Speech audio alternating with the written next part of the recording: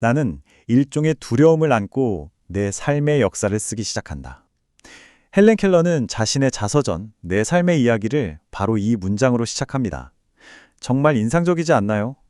자신의 인생을 돌아보는 글을 쓰는데 그 시작이 두려움이라니 말이죠. 이건 아마 어린 시절을 감싸고 있는 그 희미한 안개 같은 기억의 베일을 걷어내는 것에 대한 주저함일 겁니다. 또 수십 년의 세월이 흐른 지금 어른이 된 내가 과연 어린 시절의 진실을 왜곡 없이 제대로 마주할 수 있을까 하는 그런 종류의 두려움이 아니었을까요? 자, 오늘 우리는 헬렌 켈러의 책, 내 삶의 이야기를 통해 그녀가 살았던 그 놀라운 세계로 함께 들어가 보려고 합니다.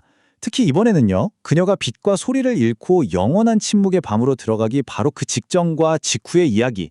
그러니까 그녀의 인생에서 가장 근원적인 경험이 되었을 아주 어린 시절을 깊숙이 들여다볼 거예요.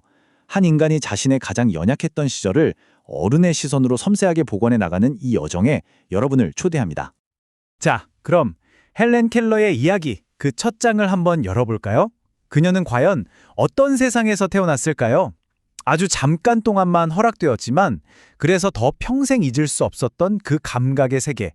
빛과 소리 그리고 향기로 가득 찼던 그녀 삶의 시작점으로 함께 가보시죠. 헬렌 켈러라는 인물을 이해하려면 먼저 그 뿌리부터 살펴볼 필요가 있어요. 이게 또 정말 흥미로운 구석이 많거든요.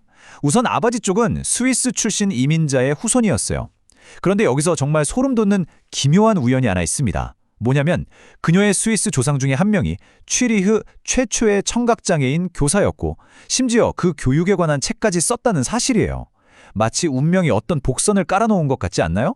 헬렌 자신도 훗날 이걸 두고 기묘한 우연의 일치라고 표현했죠. 어머니 쪽은 남부의 유서 깊은 가문 출신이었고요. 이렇게 그녀는 북부와 남부 그리고 유럽에까지 그 뿌리를 둔 아주 독특한 배경을 가진 집안에서 태어났습니다. 그녀는 자신의 탄생을 아주 재치 있게 이렇게 표현했습니다. 나는 왔노라, 보았노라, 이겼노라. 집안의 첫 아기가 늘 그러하듯이. 어때요? 이 문장 하나만 봐도 딱 느껴지지 않나요? 가족들의 모든 사랑과 관심을 한 몸에 받으며 세상을 정복한 행복하고 평범했던 한 아기의 모습이요. 그녀의 삶은 그렇게 세상 모든 아기들처럼 축복 속에서 아주 평범하게 시작되었습니다. 헬렌 켈러가 기억하는 세상으로 한번 들어가 볼게요. 빛과 소리를 잃기 전 그녀가 기억하는 가장 선명한 이미지는 바로 그녀의 남부집을 뒤덮고 있던 덩굴 장미였습니다. 그녀의 기억은 글자가 아니라 바로 이 장미의 이미지 그리고 그 향기로 이루어져 있었어요. 한번 상상해 보세요. 남부의 따스한 햇살 아래 집 현관에서부터 긴 화환처럼 주렁주렁 매달려 있는 덩굴 장미들, 그리고 그 꽃들이 만들어내는 다른 어떤 냄새도 섞이지 않은 아주 순수한 장미 향기가 온 집안을 가득 채우고 있는 풍경을요. 이게 바로 헬렌이 기억하는 모든 감각이 살아있던 세상의 향기였습니다. 이른 아침 이슬을 머금어서 촉촉하고 부드러운 장미꽃잎을 만지면서 그녀는 생각했대요. 어쩌면 신의 정원에 핀다는 아스포델, 그 수선화가 바로 이런 느낌이 아닐까 하고요. 정말 아름다운 표현이죠. 시각과 청각을 잃기 전 그녀의 세상이 얼마나 풍요로운 촉각과 후각으로 가득 차 있었는지를 보여주는 대목입니다. 그리고 이 기억은요, 훗날 그녀가 아름다움이라던가 신과 같은 아주 추상적인 개념을 이해하게 되는 중요한 감각적 토대가 되어줍니다. 하지만 이 모든 감각으로 가득 찼던 아름다운 세상은 정말 순식간에 문을 닫아버립니다. 그녀의 존재 자체를 완전히 뒤바꿔 넣은 그 비극적인 사건, 모든 감각을 빼앗기고 캄캄한 세상에 갇히게 된 바로 그 순간으로 들어가 보겠습니다. 그때가 태어난 지 고작 19개월째 되던 해였어요. 의사들은 급성 위장염이라고 진단했는데 상태가 너무 심각해서 아무도 그녀가 살아남을 거라고 생각하지 못했죠. 그런데 정말 기적처럼 어느 날 아침 열이 씻은 듯이 사라졌습니다. 가족들은 안도의 한숨을 내쉬었지만 그 기쁨은 너무나 짧았습니다. 그 끔찍했던 병이 아기의 눈과 귀를 영원히 앗아가 버렸기 때문이죠. 이제 그녀는 모든 것이 혼란스럽고 의미를 알 수 없는 세상에 그야말로 홀로 남겨지게 된 겁니다. 이 새로운 세상을 헬렌 켈러는 정말 기가 막힌 비유로 설명합니다. 한번 상상해 보세요. 짙은 안개가 낀 바다에 나가본 적이 있는가? 마치 손에 잡힐 듯한 하얀 어둠이 당신을 사방에서 가두는 것 같은? 이게 정말 중요한 표현이에요. 그냥 까맣고 텅 빈 어둠이 아니라는 거죠. 오히려 무언가 나를 짓누르고 방향 감각을 완전히 잃게 만드는 적극적인 힘을 가진 하얀 어둠이었다는 겁니다. 그녀의 의식은 마치 모든 가구가 다 갖춰져 있는데 불이 꺼진 방 같았다고 할까요? 생각할 수 있는 능력, 느낄 수 있는 마음은 그 안에 온전히 있었지만 그 모든 것을 연결하고 의미를 부여해줄 언어라는 불빛이 없었던 거죠. 그래서 무언가를 느끼고 무언가를 원하기는 하는데 그게 뭔지 스스로도 알 수 없는 그런 끔찍한 고립 상태에 빠져 있었던 겁니다. 하지만 인간의 정신은 그렇게 쉽게 갇혀있지만은 않죠. 어떻게든 빠져나갈 길을 찾으려고 발버둥칩니다. 바로 몸짓으로 말이죠.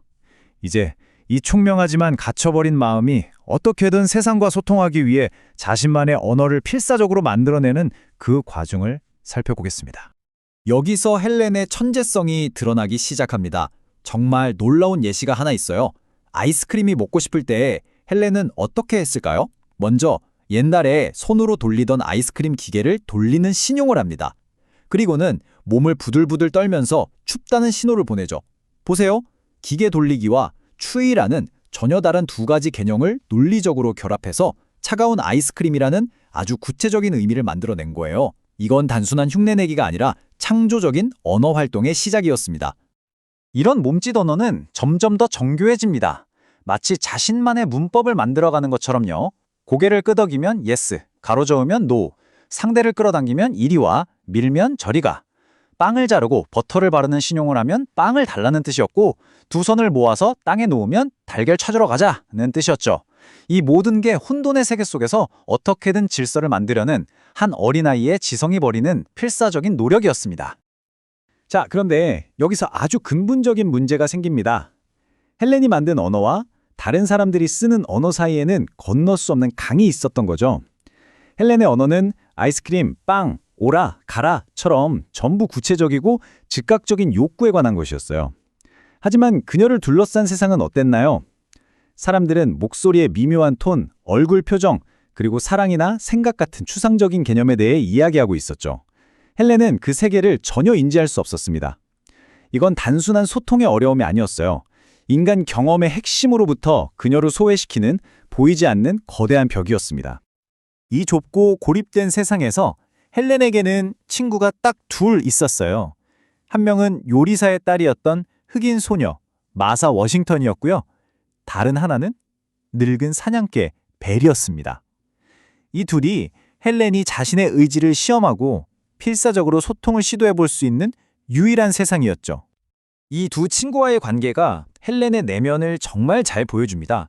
마사 워싱턴은 헬렌의 몸짓 언어를 잘 알아들었고 그래서 헬렌은 마사와의 관계에서 항상 주도권을 줄 수 있었어요.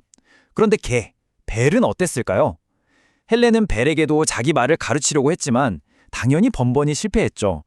이 소통의 실패는 헬렌에게 엄청난 좌절감을 안겨줬고 둘의 수업은 언제나 헬렌이 벨을 때리는 일방적인 권투 시합으로 끝났다고 합니다. 소통하고 싶은 간절한 욕망, 그리고 그게 좌절됐을 때의 폭발적인 분노를 상징적으로 보여주는 장면이죠. 바로 여기서 헬렌의 내면에 거대한 폭풍이 몰아치기 시작합니다. 그녀의 똑똑한 머리가, 그녀의 성장하는 지성이 역설적으로 그녀를 더 큰 고통과 절망의 감옥으로 몰아넣은 거죠. 그녀의 언어는 그녀의 생각을 도저히 따라갈 수가 없었습니다. 한번 상상해 보세요. 부모님 입장에서 얼마나 힘들었을까요? 내 아이가 뭔가를 표현하고 싶어 안달이 난 건 알겠는데 그게 전부 물건을 부수고 소리를 지르고 사람을 핥히는 식의 격렬한 분노로만 표출되는 거예요. 이런 일이 매일, 심지어는 1시간에 한 번씩 일어나기도 했습니다. 딸의 지성이 깨어나고 있다는 신호가 동시에 가장 끔찍하고 고통스러운 행동으로 나타났으니 부모는 깊은 슬픔과 당혹감에 빠질 수밖에 없었죠. 그녀의 행동이 얼마나 극단적이었는지를 보여주는 정말 섬뜩하게까지 한 일화가 있습니다. 한 번은 어머니를 식료품 저장실에 밀어놓고 문을 밖에서 잠가버렸어요. 그리고는 어머니가 안에서 문을 쿵쿵 두드리는 그 진동을 문에 손을 댄 채 느끼면서 희열에 차서 웃었다고 합니다. 이건 단순한 장난이 아니에요. 통제 불가능한 세상에 대한 반항이자 자신이 이 세상에 영향을 미칠 수 있는 힘을 가졌다는 걸 확인하려는 처절한 몸부림이었습니다. 우리는 이걸 그냥 땡깡, 이나 버릇없는 행동이라고 생각할 수도 있어요. 하지만 헬렌 자신은 훗날 이 순간들을 다르게 기억합니다. 나는 발버둥 쳤다. 그것이 상황을 해결해주진 않았지만 저항의 정신이 내 안에 강하게 살아있었다. 나는 보통 눈물을 쏟고 육체적으로 완전히 탈진한 뒤에야 무너져 내렸다. 이건 그냥 화를 낸 게 아니었어요. 자신의 한계라는 벽, 세상이라는 벽에 온몸으로 부딪히는 투쟁이었고 그 끝은 언제나 비참한 탈진과 눈물뿐이었습니다. 자, 그럼 이 내면의 폭풍의 원인이 뭘까요?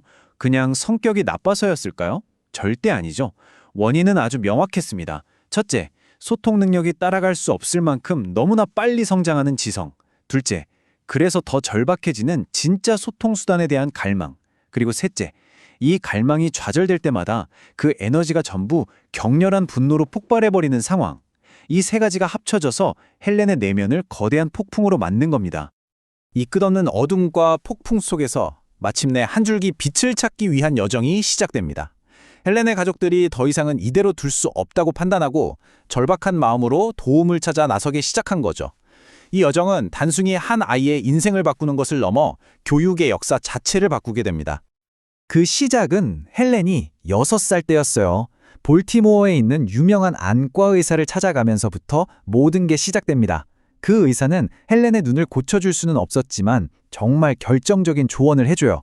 바로 워싱턴에 있는 알렉산더 그레이엄 벨 박사를 찾아가 보라는 거였습니다.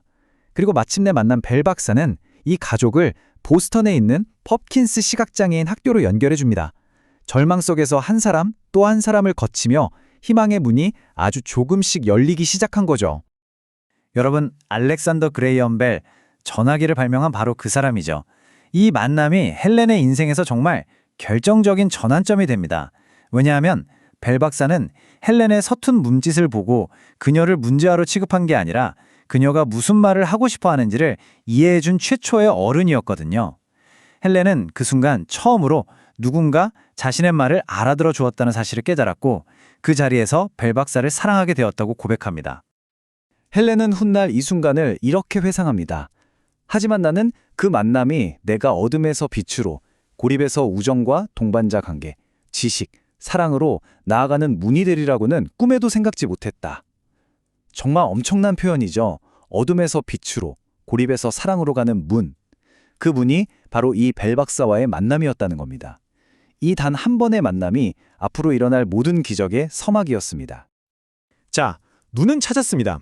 그런데 진짜 문제는 지금부터죠.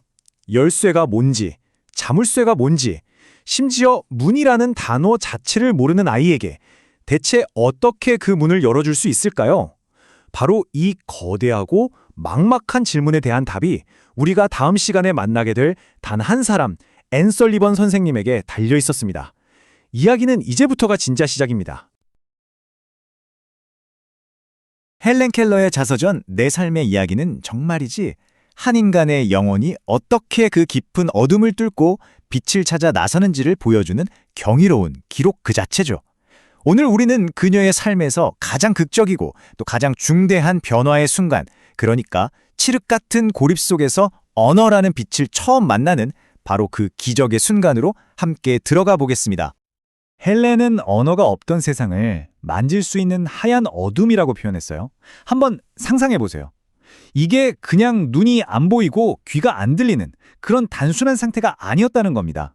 세상과 나 사이에 낀 짙고 축축한 안개 같아서 내가 누구인지, 어디로 가야 하는지, 저 너머에 희망이라는 항구가 있긴 한 건지 아무것도 알 수 없는 완전한 고립이었죠. 그 깊은 침묵 속에서 그녀의 영혼은 단 하나의 소리 없는 절규를 계속 터뜨리고 있었던 겁니다. 빛, 제발 내게 빛을! 바로 그 절망의 순간 드디어 한 줄기 빛이 찾아옵니다. 네, 바로 앤 설리번 선생님이죠. 그런데요, 이게 그냥 짜잔 하고 나타나서 모든 게 해결되는 그런 동화 같은 이야기는 아니었어요. 오히려 한 영혼을 구원하기 위해서 꼭 필요했던 정말 치열하고 강렬한 의지들의 대결, 그 거대한 서막이 열린 겁니다. 설리번 선생님이 오기 전에 켈러 집안은 어땠을까요? 물론 사랑이 넘쳤지만 동시에 정말 팽팽한 긴장감이 감도는 것이었어요. 6살 헬렌 아내는 막 소통하고 싶은 욕망이 불타오르는데 그 출구를 찾지 못하니까 그게 매시감 좌절과 분노로 폭발했던 거죠. 이걸 지켜보는 부모의 마음은 정말 찢어졌을 겁니다. 가로 이 절박함이 그들을 움직이게 했어요. 발명가 알렉산더 그레이엄 벨 박사에게 조언을 구했고 마침내 보스턴의 퍼킨스 시각장애인 학교에 마지막 희망을 걸게 된 거죠. 자, 그리고 운명의 그날 1887년 3월 3일이 밝습니다. 헬렌은 현관 계단에 서서 누군가 다가오는 그 진동을 느꼈어요. 늘 그랬듯이 엄마겠지? 하고 손을 내밀었는데 웬걸 낯선 사람의 손이었던 거죠. 바로 앤 설리번 선생님이었습니다. 설리번 선생님은 퍼킨스 학교 아이들이 보낸 선물, 예쁜 드레스를 입은 인형을 헬렌에게 안겨주었어요. 그리고는 헬렌의 작은 손바닥 위에 천천히 글자를 썼습니다. D-O-L-L, 인형. 이때까지만 해도 헬렌에게 이건 그저 낯선 사람이 시작한 좀 흥미로운 손가락 놀이, 그 이상도 이하도 아니었죠. 자, 이 희망찬 만남. 이게 과연 새로운 세상을 열어줄 즐거운 놀이였을까요? 아니면 자기만의 어두운 왕국을 지키려는 아이와 그 성벽을 무너뜨리려는 선생님 사이에 통제권을 둘러싼 치열한 싸움의 시작이었을까요? 안타깝게도 처음에는 후자에 훨씬 가까웠습니다. 두 사람의 기싸움은 설리번 선생님이 도착하자마자 시작됐어요. 헬렌이 낯선 손님을 방 안으로 쓱 유인하더니 문을 쾅 닫고 잠가버린 거예요. 그리고 열쇠는 옷장 및 깊숙한 곳에 휙 던져버렸죠. 아무리 달래도 소용이 없었어요. 결국 아버지가 사다리를 가져와서 창문으로 설리번 선생님을 구출해야만 했습니다. 갈등은 점점 더 격렬해졌죠. 설리번이 머그, 물 같은 단어를 가르치려고 하자 자기 세계를 침범하는 이 새로운 권위에 분노가 폭발한 헬렌은 선물 받은 그 예쁜 인형을 바닥에 힘껏 내동댕이 쳐서 산산조각 내버렸습니다. 헬렌이 나중에 이 순간을 뭐라고 회상했냐면 희열을 느꼈다고 해요. 정말 놀랍죠? 슬픔이나 후회는 단 하나도 없었고요. 왜 그랬을까요? 이유는 아주 간단했어요. 나는 그 인형을 사랑하지 않았었다. 이게 무슨 말이냐면 그녀의 어둡고 조용한 세계에는 아직 사랑이라던가 아낀다던가 하는 그런 감정이 싹틀 공간 자체가 없었다는 겁니다. 인형을 부수는 건 잘못된 행동이 아니라 그저 자신을 방해하는 무언가를 치워버리는 본능적인 행위에 불과했던 거죠. 하지만 이 격렬한 충돌과 어둠의 끝에서 헬렌 켈러의 삶, 아니 인류 교육사 전체를 통틀어 가장 중요하고 눈부신 순간이 찾아옵니다. 바로 언어라는 기적이 일어난 그 순간 말이죠. 인형을 부순 헬렌에게 설리번 선생님은 화를 내는 대신 모자를 씌워줬어요. 헬렌은 와, 밖에 나간다! 신나서 깡충깡충 뛰었겠죠. 선생님은 헬렌의 손을 잡고 향긋한 인동덩굴 냄새가 나는 오솔길을 따라 우물가로 갔습니다. 그곳은 헬렌이 온몸으로 느낄 수 있는 것들로 가득했어요. 따스한 햇살, 흙길의 감촉, 그리고 달콤한 꽃향기 같은 것들 말이죠. 자, 이제부터가 정말 중요합니다. 상상해보세요. 누군가 펌프질을 하고 있고 설리번은 헬렌의 한 손을 펌프 주둥이 아래에 갖다 댑니다.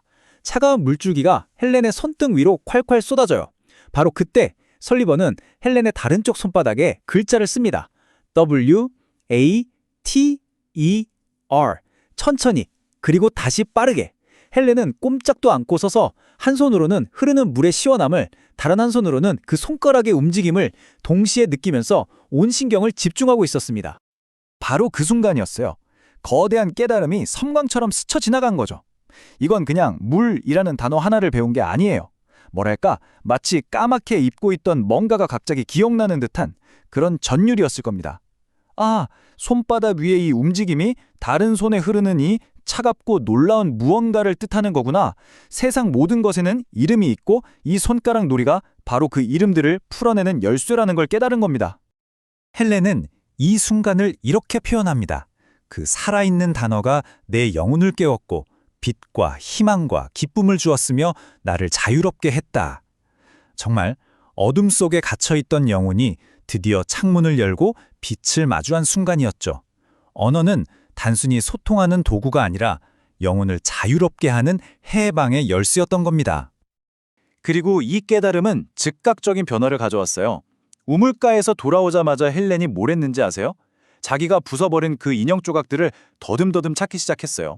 그리고 생애 처음으로 후회와 슬픔의 눈물을 흘렸다고 합니다. 정말 놀랍지 않나요? 인형이라는 이름, 그 단어 하나를 알게 되니까 비로소 그 대상에 대한 공감과 미안함 같은 고차원적인 감정이 생긴 거예요. 언어가 우리의 감정, 더 나아가 도덕성을 어떻게 만드는지 보여주는 가장 극적인 순간이죠. 우물가에서의 기적 이후 헬렌의 삶은 말 그대로 180도 바뀌었습니다. 그녀 안에서 그야말로 폭발적이고 즐겁고 끊임없는 배움의 시대가 열린 거죠. 지식에 대한 갈증이 정말 그 무엇으로도 채울 수 없을 만큼 강렬해졌습니다. 그날 하루에만 헬렌은 수많은 단어를 배웠어요. 우물가에서 돌아오자마자 손에 닿는 모든 것에 이름을 불었죠. 현관, 펌프, 울타리, 그리고 마침내 어머니, 아버지, 여동생, 그리고 이 모든 걸 가능하게 해준 선생님이라는 단어까지요. 그날 밤 헬렌은 처음으로 누군가를 사랑하며 잠이 들었다고 해요. 작은 침대에 누워서 그날 배운 단어들을 하나하나 떠올리면서 새로운 세상이 열린 기쁨을 만끽했던 거죠. 이제 헬렌의 세상은 완전히 새로운 의미를 갖게 된 겁니다. 설리반 선생님은 더 이상 싸워야 할 침입자가 아니었어요. 그녀는 헬렌의 잠재력을 펼쳐주고 발전시킨 존재, 세상 모든 것에 의미를 불어넣어준 사람이었죠. 헬렌의 표현을 빌리자면 선생님이 온 뒤로 그녀 주변의 모든 것이 사랑과 기쁨으로 숨쉬기 시작했다는 겁니다. 치열했던 갈등은 이제 위대한 발견을 함께하는 파트너십으로 완벽하게 바뀌었습니다. 설리번 선생님의 교육 방식은 정말 대단했어요. 그냥 단어만 가르친 게 아니라 자연 그 자체를 살아있는 교실로 삼았거든요. 땅에 백합구근을 갖추 심으면서 생명이 어둠을 뚫고 빛으로 나아가는 걸 배우고 올챙이가 개구리가 되는 걸 관찰하면서 생명의 신비로운 순환을 이해했죠. 그 중에서도 가장 아름다운 비유는 바로 앵무조개에 대한 거였어요.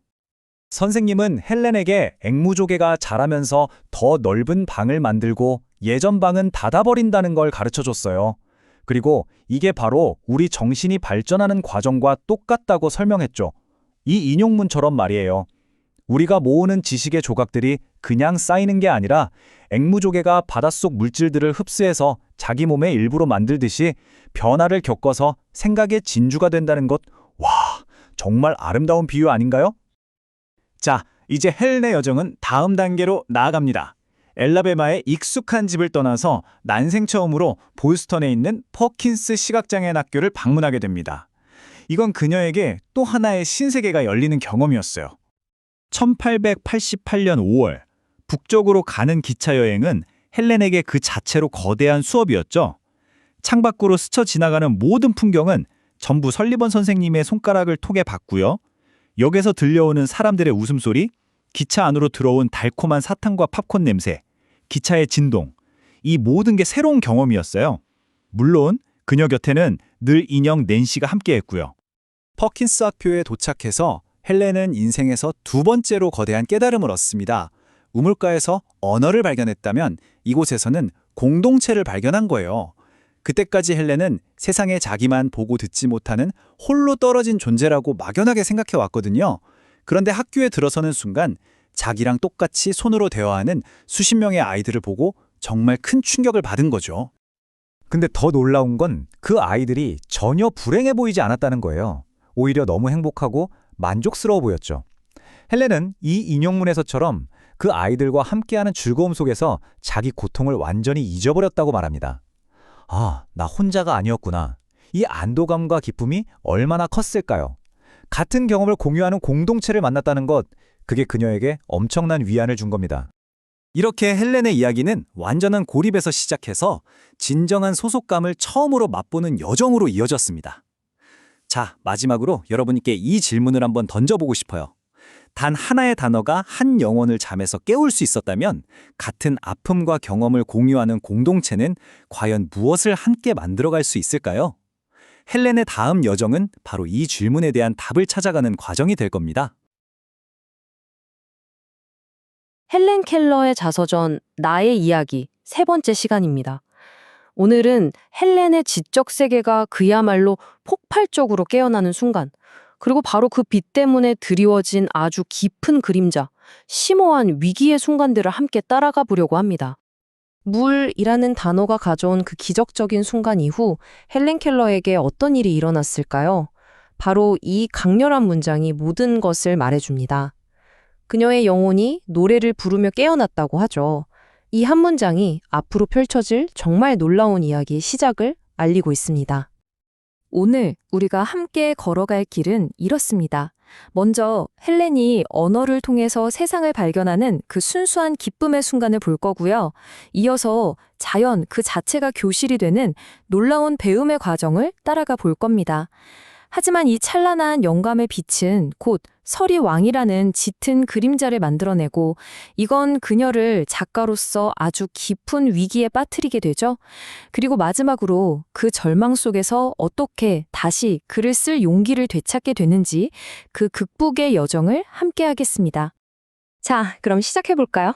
언어라는 열쇠가 어떻게 그저 사물의 이름을 알려주는 걸 넘어서 우리 존재를 정의하는 생작과 개념의 문까지 활짝 열어주었는지 그 경이로운 순간으로 들어가 보겠습니다. 모든 건 펌프관에서 차가운 물줄기를 맞으며 배운 물이라는 단어에서 시작됐죠. 근데 헬렌의 학습 속도는 정말 놀라웠어요. 금세 자기 삶의 중심인 어머니, 아버지, 선생님의 이름을 배웠고요. 그리고 마침내 설리번 선생님이 사랑이라는 개념을 설명해 줄 때 진짜 엄청난 도약이 일어납니다.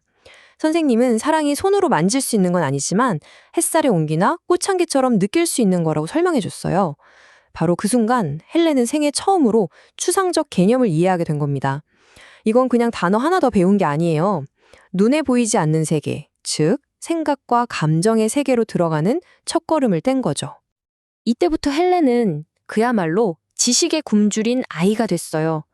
만족을 모르는 지적 호기심에 사로잡혔죠. 손에 닿는 모든 것에는 이름이 있어야 했고 그 이름 하나하나가 머릿속에서 새로운 생각과 연결되면서 세상을 향한 정교한 지도를 그려나가기 시작한 겁니다. 이 말이 참 중요한데요. 대부분의 아이들은 주변의 말을 들으면서 그냥 스펀지처럼 수동적으로 언어를 흡수하잖아요. 그런데 헬렌의 배움은 차원이 달렸어요. 하나하나 의식적으로 또 의도적으로 노력해야만 얻을 수 있는 과정이었던 거죠. 헬렌에게 언어는 그냥 공기 같은 게 아니라 캄캄한 어둠 속에서 손을 더듬어서 정말 힘들게 찾아내야 하는 보물과도 같았습니다. 자, 그럼 설리번 선생님이 헬렌 주변의 자연을 어떻게 활용해서 가르쳤는지 한번 볼까요? 이건 그냥 단어 교육 수준이 아니었어요. 생명이란 무엇인지, 세상이 어떻게 돌아가는지 그 원리와 비유의 아름다움을 가르치는 정말 놀라운 교육이었습니다. 설리번 선생님의 교육 방식은 정말 탁월했어요. 예를 들면 앵무죽의 껍데기를 헬렌 손에 쥐어주고 이렇게 설명하는 거죠. 헬렌, 이 앵무조개가 바다의 물질을 조금씩 모아서 매년 더 큰 방을 만들며 이렇게 아름다운 집을 짓는 것처럼 우리 마음도 지식의 조각들을 모아서 생각의 진주를 만들어내는 거란다. 정말 멋진 비유 아닌가요? 또 올챙이가 개구리가 돼서 정원 끝 연못으로 훌쩍 떠나는 모습은요, 더 넓은 세상으로 나아가야 하는 성장 그 자체를 보여주는 살아있는 수업이었던 거죠. 동화라는 이 개념, 다음에 이어질 이야기를 이해하는데 정말 중요합니다. 헬렌은 그야말로 어마어마한 양의 책을 읽었거든요. 그러다 보니까 자기가 읽은 책 속의 아이디어나 문장들이 자기 자신의 생각과 뒤섞여서 그 경계가 점차 흐려지기 시작한 거예요. 헬렌의 머릿속은 마치 위대한 작가들의 생각으로 가득 찬 거대한 도서관처럼 된 거죠. 이게 놀라운 지적 성장의 원동력이기도 했지만 동시에 어디까지가 내 생각이고 어디부터가 남의 생각인지 구분하기 어려운 좀 위험한 상태이기도 했습니다. 이 문장은 헬렌 자신이 직접 이야기하는 아주 강력한 복선이에요. 그녀의 이 독특한 학습 과정이 어떻게 예상치 못한 갈등의 씨앗이 되었는지를 바로 이 문장이 암시하고 있는 거죠. 자, 이제 우리는 이 이야기의 가장 중심적인 위기로 들어가게 됩니다. 이제 헬렌의 영혼과 진실성을 시험대에 오르게 한 사건, 바로 그녀가 썼던 서리왕 이야기로 넘어가 보겠습니다. 당시 상황을 한번 상상해 보세요. 11살 소녀가 자기가 정말 존경하고 사랑하는 분을 기쁘게 해드리고 싶은 순수한 마음으로 쓴 선물이었어요. 그 의도에는 정말 한치의 의심이나 나쁜 마음 같은 건 없었죠. 헬렌이 쓴 이야기의 한 구절인데요. 어떠세요? 정말 아름답지 않나요? 이 문장만 봐도 당시 11살 소녀라고는 믿기지 않는 놀라운 묘사력과 상상력을 느낄 수 있습니다. 그렇기 때문에 다음에 밝혀질 사실이 더욱더 충격적으로 다가오는 거죠. 처음에 이 이야기가 공개됐을 때 헬렌은 물론이고 설리번 선생님, 에너그노스 교장까지 모두가 정말 큰 기쁨과 자부심을 느꼈습니다. 그런데 그 기쁨은 정말 짧았어요. 모든 상황을 180도 뒤집어 버리는 편지 한 통이 도착하면서부터 끔찍한 악몽이 시작됩니다. 결론부터 말하자면 헬렌은 표절 혐의를 받게 됩니다. 그녀가 쓴 서리왕이 마거릿 캔비라는 작가의 서리 요정이라는 책과 정말 놀라울 정도로 비슷했던 거예요. 문제는 헬렌은 이 책을 읽었다는 사실을 전혀 기억하지 못했다는 겁니다. 과거에 읽었던 이야기가 무의식 속에 남아있다가 마치 자신의 창작물인 것처럼 다시 나타난 거죠. 심리학에서는 이걸 잠재 기억이라고 부르기도 합니다. 이 표절 혐의는 어린 헬렌을 의심과 불신, 그리고 아주 차가운 공식 조사의 세계로 밀어넣었습니다. 생각해보세요. 어제까지만 해도 창의성의 기적이라고 칭송받던 소녀가 하룻밤 사이에 부끄러운 거짓말쟁이로 전락할 끔찍한 위기에 처한 겁니다. 이 조사 과정은 어린 소녀가 감당하기에는 너무나 위압적이고 무서웠습니다. 8명의 교사와 임원들로 구성된 위원회 앞에 헬렌은 혼자 앉아야 했어요. 특히 가장 잔인했던 건 헬렌이 세상에서 가장 의지하던 설리번 선생님마저 방에서 나가 있으라고 했다는 사실입니다. 헬렌은 자신이 가장 믿었던 어른들의 세계로부터 완전히 고립된 채 혹독한 신문을 몇 시간 동안이나 견뎌내야 했습니다. 헬렌 자신의 말을 통해 당시 그녀가 겪었을 극심한 트라우마가 그대로 느껴집니다. 이건 단순히 진실을 밝히는 과정이 아니었어요. 이건 신뢰의 붕괴였고 사랑하는 이들에게 의심받는다는 그 끔찍한 고통이었습니다. 이 경험은 어린 헬렌의 영혼에 평생 지울 수 없는 깊은 상처를 남기게 됩니다. 여기서 우리는 창의성과 기억의 경계에 대한 아주 근본적인 질문에 부딪히게 됩니다. 헬렌은 그 이야기의 문장들이 지워지지 않게 내 뇌에 각인되었다고 말했어요.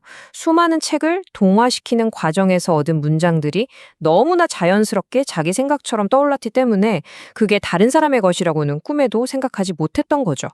과연 이건 의도적인 거짓말일까요? 아니면 우리 모두에게 일어날 수 있는 기억의 착오일까요? 공식적인 조사는 끝났습니다. 하지만 헬렌 내면의 위기는 이제 막 시작되었죠. 어떻게 다시 자기 자신의 마음을 믿을 수 있었을까요? 어떻게 다시 펜을 들 수 있었을까요? 이 사건이 남긴 후유증은 정말 끔찍했습니다. 헬렌은 아름다운 문장 하나를 떠올릴 때마다 이것도 내가 어디선가 읽었던 게 아닐까 하는 짓궂은 두려움에 사로잡혀서 글을 한 줄도 쓸 수 없게 됐어요. 자기 자신의 생각과 상상력의 원천을 더 이상 신뢰할 수 없게 된 겁니다. 창의력의 샘이 완전히 마비된 것 같은 공포였겠죠. 바로 이 지점에서 우리는 다시 한번 설리번 선생님의 위대함을 보게 됩니다. 그녀는 그냥 헬렌을 위로하는 데서 그치지 않았어요. 헬렌이 앞으로 나아갈 길을 구체적으로 제시해 준 거죠. 다른 사람의 이야기가 아닌 바로 너 자신의 이야기를 직접 써보라고요. 잃어버렸던 자신의 목소리를 되찾을 수 있는 유일한 방법이었던 셈입니다. 서리왕 사건은 단순한 트라우마로만 남지 않았습니다. 역설적으로 이 사건은 헬렌이 자기 자신의 정신세계를 더 깊이 들여다보게 만드는 혹독한 시련의 장이 됐어요. 그녀는 이 경험을 통해 작가로서 독창성이란 무엇인지, 우리는 어디서 영감을 얻고 또 그것을 어떻게 자신만의 것으로 만들어야 하는지에 대해 평생에 걸쳐 탐구하게 됩니다. 이 질문을 마지막으로 남겨두고 싶습니다. 고통과 성상 사이의 이 복잡한 관계에 대해 생각할 거리를 던져주죠. 이 끔찍한 시련이 없었다면 과연 우리가 아는 위대한 작가 헬렌 켈러가 존재할 수 있었을까요? 그녀의 이야기 다음 부분에서 우리는 이 질문에 대한 답을 계속해서 찾아가게 될 겁니다. 자, 헬렌 켈러의 이야기, 그 놀라운 여정의 자음장으로 한번 넘어가 볼까요? 바로 지난 시간에 우리가 우물가에서 있었던 그 기적 같은 순간을 함께 했었죠. 물이라는 단어 하나로 언어의 문이 활짝 열렸던 바로 그 순간이요. 그런데 있잖아요. 그 순간은 결코 끝이 아니었습니다. 오히려 그때부터 헬렌의 내면에서 새로운 의식이 폭발적으로 깨어나기 시작한 거예요. 위대한 여정의 진짜 시작점이었던 셈이죠. 언어라는 세상을 여는 마스터키를 손에 준 순간 헬렌의 세계는 이전과는 완전히 다른 차원으로 뻗어나가기 시작했습니다. 이제 모든 사물에는 이름이 있다는 걸 알게 됐고 그 이름들을 하나라도 더 알고 싶다는 그 지적인 갈증은요.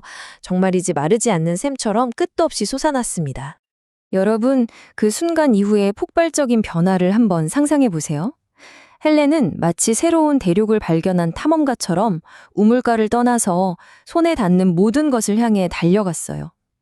그녀가 무언가를 만질 때마다 앤 설리번 선생님은 그 작은 손바닥 위에 세상의 이름을 하나씩 하나씩 새겨주었죠. 그럴 때마다 어둡고 고요하기만 했던 헬렌의 세계에 환한 등불이 탁탁 켜지는 느낌이었을 거예요. 바로 그날 하루에만 어머니, 아버지, 자매, 선생님을 비롯해서 수많은 단어들을 배웠다고 해요. 이건 단순히 단어를 외운 수준이 아니었던 거죠. 이 단어들은 잠들어 있던 그녀의 영혼을 흔들어 깨우고 세상을 향한 기쁨과 희망으로 마음을 가득 채워주었습니다. 근데 있잖아요. 언어가 가져온 변화는 이게 다가 아니었어요.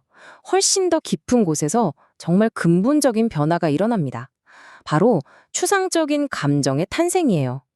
물을 배우기 바로 직전에 헬렌이 새 인형을 선물 받고는 알 수 없는 짜증에 그걸 바닥에 내동댕이 쳐서 박살을 낸 일이 있었거든요. 책에서 헬렌은 이렇게 회상해요. 부서진 조각들이 발밑에서 느껴졌을 때 날카로운 쾌감마저 느꼈다. 거기엔 슬픔도 후회도 없었다고요. 그런데 언어의 문이 열린 후에 문득 자기가 부셨던 그 인용 조각들을 떠올린 거예요. 바로 그 순간 이전에는 단 한 번도 느껴본 적 없었던 새로운 감정, 바로 후회와 슬픔이 파도처럼 밀려 들어왔던 겁니다.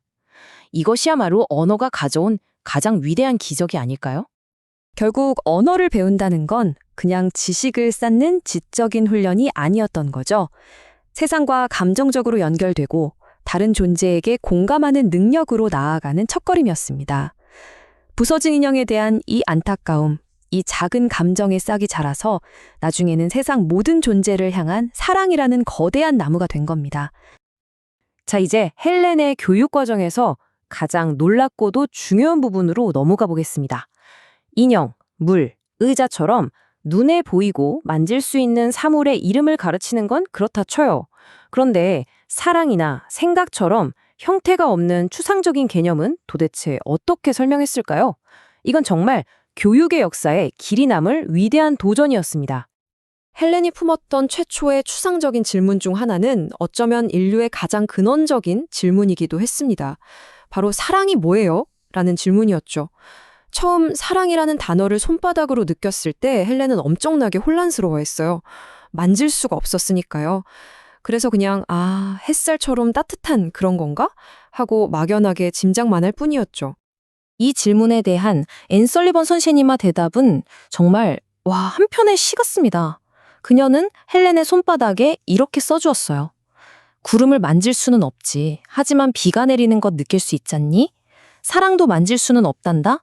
하지만 사랑이 모든 것에 쏟아붓는 달콤함은 느낄 수 있지. 이 비유 정말 놀랍지 않나요? 사랑이라는 추상적인 감정을 온 피부로 느낄 수 있는 비라는 구체적인 감각과 연결시킨 거예요. 바로 이런 방식이 헬렌 교육의 가장 중요한 핵심이 되었습니다. 이 핵심적인 교육 기법을 우리는 은유적 교수법이라고 부를 수 있겠는데요.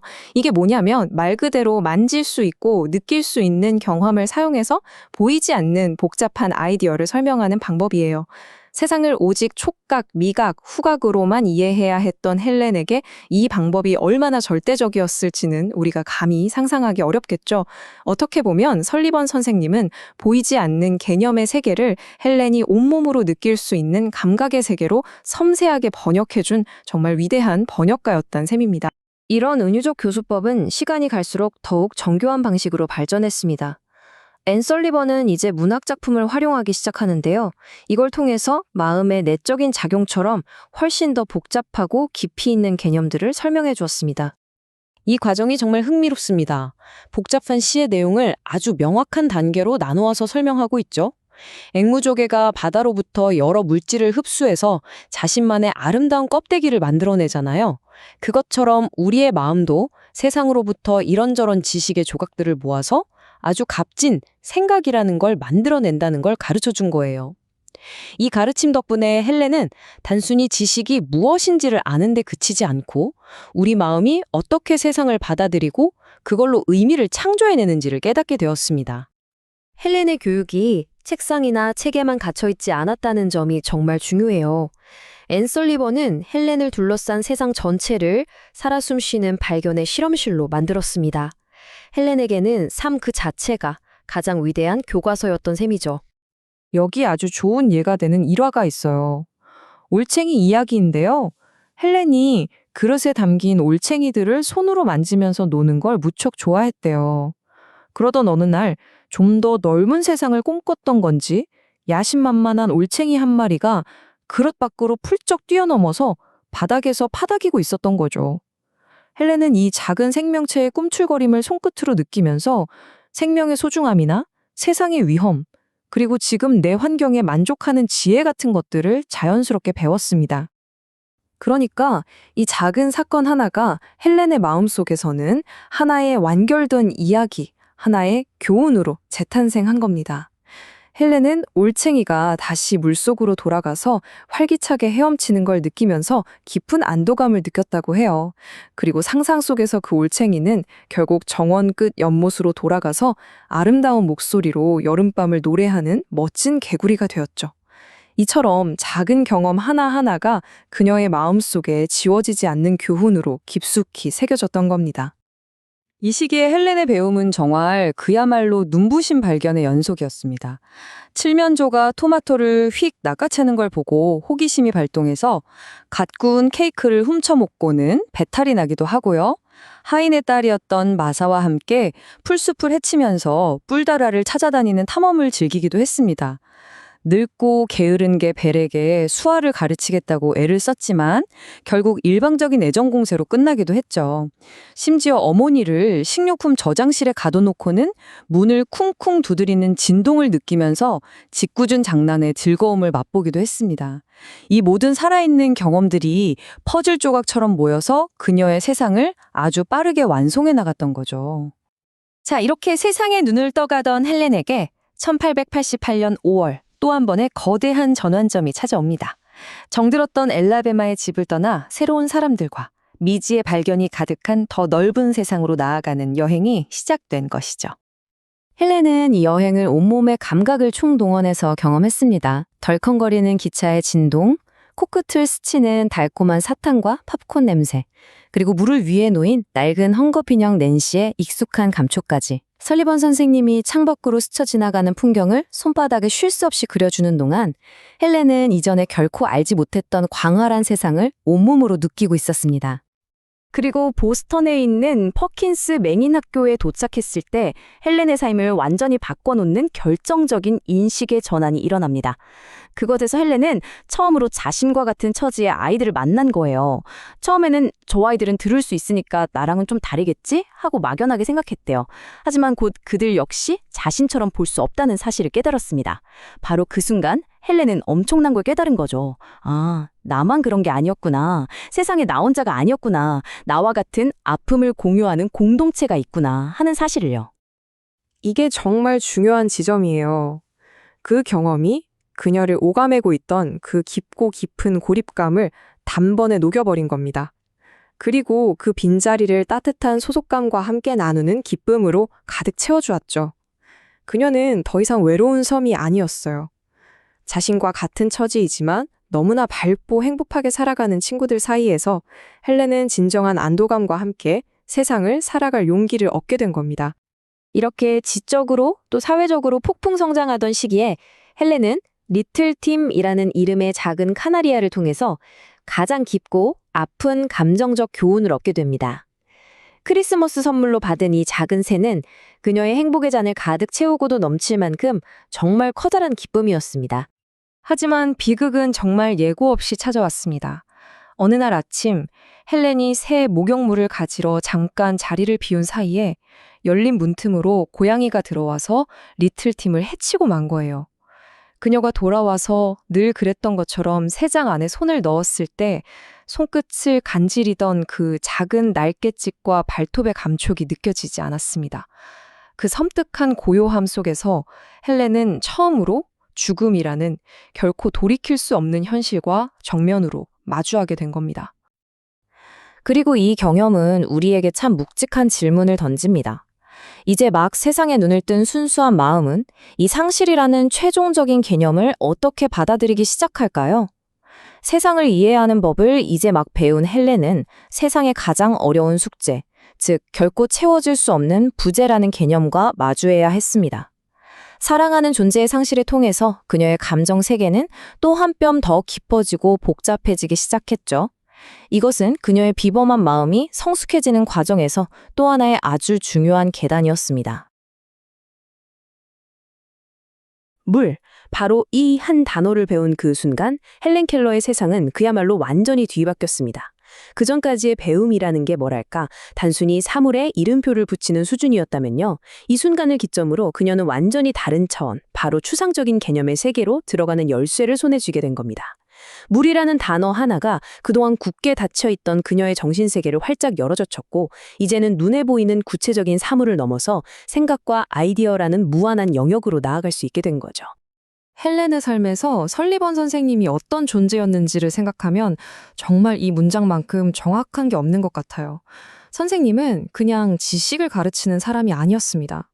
평범하기 짝이 없는 일상의 경험들 하나하나를 아주 심오한 가르침으로 바꾸는 마법사 같았죠. 헬렌이 살던 그 어둡고 고요하기만 했던 세계를 의미와 중요성으로 가득 채워주었으니까요. 그녀는 단순한 교사가 아니라 헬렌이라는 작은 덩어리 속에 숨겨진 무한한 가능성을 꽃피우게 한 사람, 그리고 세상 모든 것에 사랑과 기쁨이 깃들어 있다는 걸 온몸으로 알려준 안내자였습니다. 설리번 선생님의 교육 방식은 정말 독창적이었습니다. 굳이 교실에 앉아서 책만 파는 게 아니었어요. 그녀는 자연 그 자체를 살아 숨쉬는 거대한 교과서로 활용했습니다. 그리고 그 첫 수업은 아주 놀랍게도 바다에서 온 한 생물로부터 시작됩니다. 그 생물이 바로 앵무조개입니다. 이 바다 연체동물은요, 참 신기하게도 성장하면서 계속해서 더 크고 새로운 방을 만들어서 자신의 집을 확장해 나가거든요. 설리번 선생님은 헬렌에게 이 앵무조개에 관한 유명한 시를 읽어주면서 이 작은 바다 생물이 어떻게 우리 인간의 지적 성장을 위한 강력한 은유, 즉 메타포가 될 수 있는지를 아주 생생하게 보여주었습니다. 이 비유 정말 기가 막히지 않나요? 한번 상상해 보세요. 앵무조개가 바닷물 속에 있는 온갖 것들을 쫙 빨아들여서 자기 몸의 일부, 그러니까 그 아름다운 껍데기로 만들어내잖아요. 우리의 정신도 똑같다는 거예요. 세상에 널려있는 온갖 지식의 조각들을 합수하죠. 그런데 여기서 진짜 중요한 건 바로 그 다음 단계입니다. 그 지식들을 그냥 창고에 쌓아두는 게 아니라 내 안에서 숙성시키고 변형시켜서 마침내 생각의 진주라는 아주 값진 보물로 만들어낸다는 겁니다. 이 수업을 통해 헬렌은 깨달은 거예요. 아, 배움이라는 게 단순히 사실들을 모으는 게 아니구나. 내 정신이 경험을 재료 삼아서 의식과 지혜라는 나만의 집을 스스로 지어나가는 거구나. 정말 창조적인 과정이라는 걸 말이죠. 자연을 통한 수업은 여기서 그치지 않았습니다. 이번엔 백합이었어요. 헬렌은 햇볕이 잘 드는 창가에 놓인 백합의 초록색 꽃봉우리가 아주 서서히 열리고 마치 손가락처럼 생긴 잎사귀들이 조심스럽게 펼쳐지는 그 모든 과정을 오롯이 손끝으로 느꼈습니다. 이 감각적인 경험을 통해 설리번 선생님은 식물이 자라나는 이 물리적인 과정이 우리 머릿속에서 하나의 아이디어가 점차 구체화되고 활짝 펼쳐지는 추상적인 과정과 얼마나 똑같은지를 알려주었죠. 눈에 보이지 않는 개념을 손에 잡히는 현실로 설명해준 정말 멋진 수업이었습니다. 심지어 아주 작은 생물의 삶조차도 배움의 원천이 될 수 있었습니다. 헬렌은 올챙이에게 완전히 매료되었는데요. 이 작은 생물의 성장 과정은 그 자체로 하나의 완벽한 학습 소재이자 흥미진진한 이야기가 되었습니다. 이 올챙이의 작은 모험은 헬렌에게 정말 큰 교훈을 주었습니다. 그릇 속에서 재빠르게 움직이는 올챙이들을 손으로 느끼던 어느 날, 유독 야심찬 한 녀석이 그릇 밖 위대한 세계로 용감하게 뛰어내렸죠. 하지만 바닥에 떨어진 올챙이는 거의 움직임이 없었습니다. 헬렌이 이 작은 생명을 발견해서 다시 물속에 넣어주자 올챙이는 언제 그랬냐는 듯이 즐겁게 헤엄치면서 다시 안정을 찾았어요. 이 작은 사건은 헬렌에게 더 큰 세상을 경험하고 나서 다시 자신의 자리로 돌아와 만족을 느끼는 것에 대한 소중한 교훈을 주었습니다. 자, 이제 헬렌의 삶은 완전히 새로운 국면으로 접어들게 됩니다.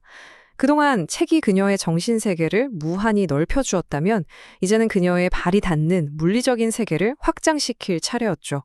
바로 집을 떠나 처음으로 떠나는 아주 긴 여행, 보스턴으로의 여정이 시작됩니다. 1888년 5월, 엘라베마에서 보스턴으로 향하는 기차 안에서 헬렌은 정말 수많은 새로운 감각들을 온몸으로 경험합니다. 빠르게 달리는 기관차의 쿵쾅거리는 진동, 창밖으로 스쳐 지나가는 숲의 냄새, 역마다 멈춰설 때마다 기차를 향해 손을 흔드는 사람들의 활기찬 움직임까지. 설리번 선생님은 이 모든 것을 헬렌의 손바닥 위에 생생하게 그려주었습니다. 보스턴에 있는 퍼킨스 시각장애인 학교에 도착했을 때 헬렌은 정말 엄청난 충격과 놀라움에 휩싸입니다. 왜냐하면 자신 말고 다른 시각장애 아동을 만나는 것이 생전 처음이었기 때문이죠. 그녀는 막연하게 다른 장애를 가진 사람들은 자신에게 없는 제2의 시력 같은 또 다른 특별한 능력을 가졌을 거라고 생각했거든요. 그런데 자신과 똑같은 어려움을 겪는 아이들이 눈앞에 있다는 사실이 처음에는 믿기지 않았던 겁니다. 하지만 그 충격과 놀라움은 아주 빠르게 기쁨과 동료애로 바뀌었습니다. 자신과 같은 처지의 아이들이 너무나도 행복하고 만족스럽게 지내는 모습을 보면서 헬렌은 자기가 무언가를 박탈당했다는 그 고통스러운 감각을 잊고 그들과 함께하는 즐거움에 흠뻑 빠져들었어요. 난생 처음으로 나는 다르다는 느낌 대신 우리라는 따뜻한 소속감에 느낀 정말 중요한 순간이었습니다. 이제 이야기의 분위기를 조금 바꿔보겠습니다. 헬렌의 어린 시절 가장 고통스러웠지만 동시에 그녀를 한 뼘 더 성장시킨 결정적인 위기가 찾아오거든요. 바로 그녀의 자신감과 글쓰기에 대한 사랑을 송두리째 위협했던 바로 그 서리왕 사건입니다. 이 사건의 시작은 아주 순수하고 아름다웠습니다. 1891년 가을, 헬렌은 자신이 정말 존경하는 에너그노스 교장 선생님을 위해서 서리왕이라는 짧은 이야기를 지어서 선물했어요. 그 행동 뒤에는 존경과 사랑이라는 순수한 의도밖에 없었죠. 그런데 여기서 문제가 터집니다. 헬렌의 이야기가 마거릿 캠비라는 다른 작가가 쓴 서리 요정들이라는 작품과 놀라울 정도로 비슷하다는 사실이 밝혀진 거예요. 순수한 마음으로 쓴 생일 선물이 한순간에 표절이라는 무서운 의혹으로 번져버린 거죠. 표절이라는 비난에 대한 헬렌의 반응은 즉각적이고 또 처참했습니다. 헬렌에게 진실은 그 무엇보다 소중한 가치였거든요. 그런데 자신이 그 진실을 배반했다는 비난은 정말 견디기 힘든 고통이었을 겁니다. 상황은 여기서 더 나빠집니다. 헬렌이 결국 공식적인 조사위원회 앞에 서게 된 거예요.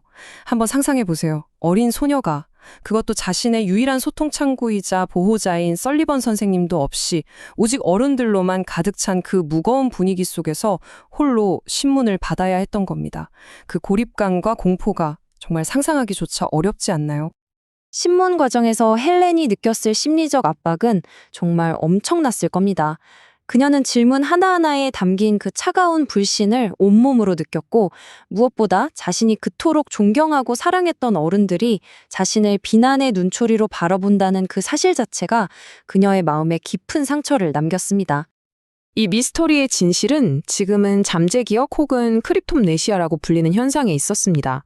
이게 뭐냐면 무의식적으로 어딘가에서 흡수한 정보를 나중에 자기 자신의 독창적인 생각인 것처럼 기억해내는 거예요.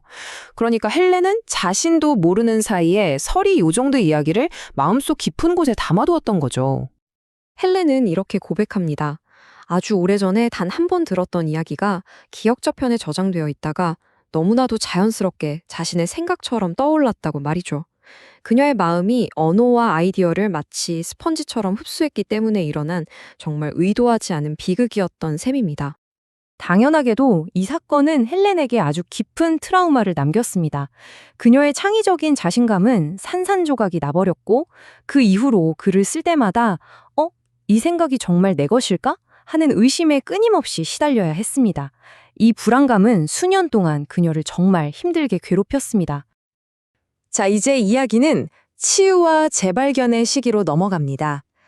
서리왕 사건으로 깊은 상처를 입은 헬렌이 어떻게 이 경이로운 새로운 경험들을 통해서 세상과의 연결고리를 회복하고 자신만의 독특한 인식 방식을 되찾게 되었는지 그 과정을 한번 따라가 보겠습니다. 1893년에 떠난 나이아가라 폭포 여행은 헬렌에게 압도적인 힘과 아름다움을 동시에 선사한 아주 중요한 순간이었습니다. 여기서 우리가 기억해야 할 것은 이 모든 경험이 시각이나 청각 없이 오로지 몸 전체의 감각으로 이뤄졌다는 점입니다. 이것은 어쩌면 헬렌이 평생에 걸쳐 마주해야 했던 근본적인 질문이었을 겁니다. 보거나 들을 수 없다면 아름다움은 대체 무슨 의미가 있는가? 사람들은 흔히 눈과 귀로만 아름다움을 인식할 수 있다고 생각하잖아요. 과연 아름다움이라는 건 오감을 넘어서도 존재할 수 있는 걸까요? 헬렌은 이 질문에 온몸으로 답합니다. 그녀는 발밑에서 땅이 쿵쿵 울리는 것을 느꼈고 온몸으로 공기의 진동을 느꼈습니다. 그녀가 서 있던 다리는 거대한 물의 힘에 의해 덜덜 떨렸죠. 그녀는 이 느낌을 보이지 않는 거대한 힘이 내 모든 감각을 움켜쥐는 것 같았다라고 표현했습니다. 그녀에게 나이아가라 폭포는 눈으로 보는 풍경이 아니라 마치 사랑이나 종교처럼 의심할 여지 없이 실제 않은 거대한 존재 그 자체였던 겁니다. 그 다음 경험은 바로 시카고에서 열린 세계 박람회였습니다. 이곳에서 헬렌은 아주 특별한 허가를 받게 되는데요. 바로 전시품을 직접 만져볼 수 있게 된 거죠. 이 박람회는 그녀에게 그야말로 만질 수 있는 만화경과도 같았습니다. 이 촉각을 통한 발견의 여정에서 헬렌은 정말 강렬한 기쁨과 열망을 느꼈습니다. 그녀는 마치 신대륙을 발견한 탐험가처럼 결코 채울 수 없는 거대한 열망으로 자신의 손가락을 통해 세상의 모든 영광을 받아들였습니다. 그녀는 박람회에서 정말로 다양한 것들을 경험했습니다. 전화기를 발명한 알렉산더 그레엄벨과 함께 전화기와 축음기를 직접 만져보면서 공간과 시간을 뛰어넘는 통신의 원리를 이해했고요. 고대 멕시코의 유물을 만지면서는 손끝으로 역사를 느꼈습니다. 콜럼버스가 탔던 산타마리아호의 모형을 만지면서는 그의 길고 험난했던 항해를 생생하게 상상하기도 했죠. 그녀에게 손끝은 곧 지식과 역사를 흡수하는 가장 중요한 창구였습니다. 자, 이렇게 수많은 경험을 통해 다시금 힘을 얻은 헬렌은요, 그 힘을 새롭고 어쩌면 거의 불가능해 보이는 목표를 향해 쏟아붓게 됩니다. 바로 대학 진학이라는 엄청난 도전입니다. 이 시기에 헬렌의 학업 성취도는 정말 극과 극을 달렸습니다. 그녀는 자연의 비밀을 파헤치는 자연지리학처럼 서술적인 과학에는 끝없는 열정과 기쁨을 느꼈어요. 하지만 반대로 논리적인 규칙으로 가득한 산수는 그녀에게 그야말로 함정으로 가득한 시스템이자 수축이라는 위험한 경계선을 걷는 것과 같았습니다. 수학은 그녀를 우울하고 둔하게 만드는 골칫거리였죠. 그런데도 그녀가 대학에 가기로 결심한 이유는 단순히 교육을 더 받기 위함이 아니었습니다. 그녀의 마음속에 있는 아주 강력한 힘, 주변 사람들의 설득보다도 훨씬 더 강한 그 내적 동기가 그녀를 이끌었습니다. 바로 보고 들을 수 있는 사람들과 완전히 동등한 기준 위에서 자신의 능력을 증명하고 싶다는 열망이었죠.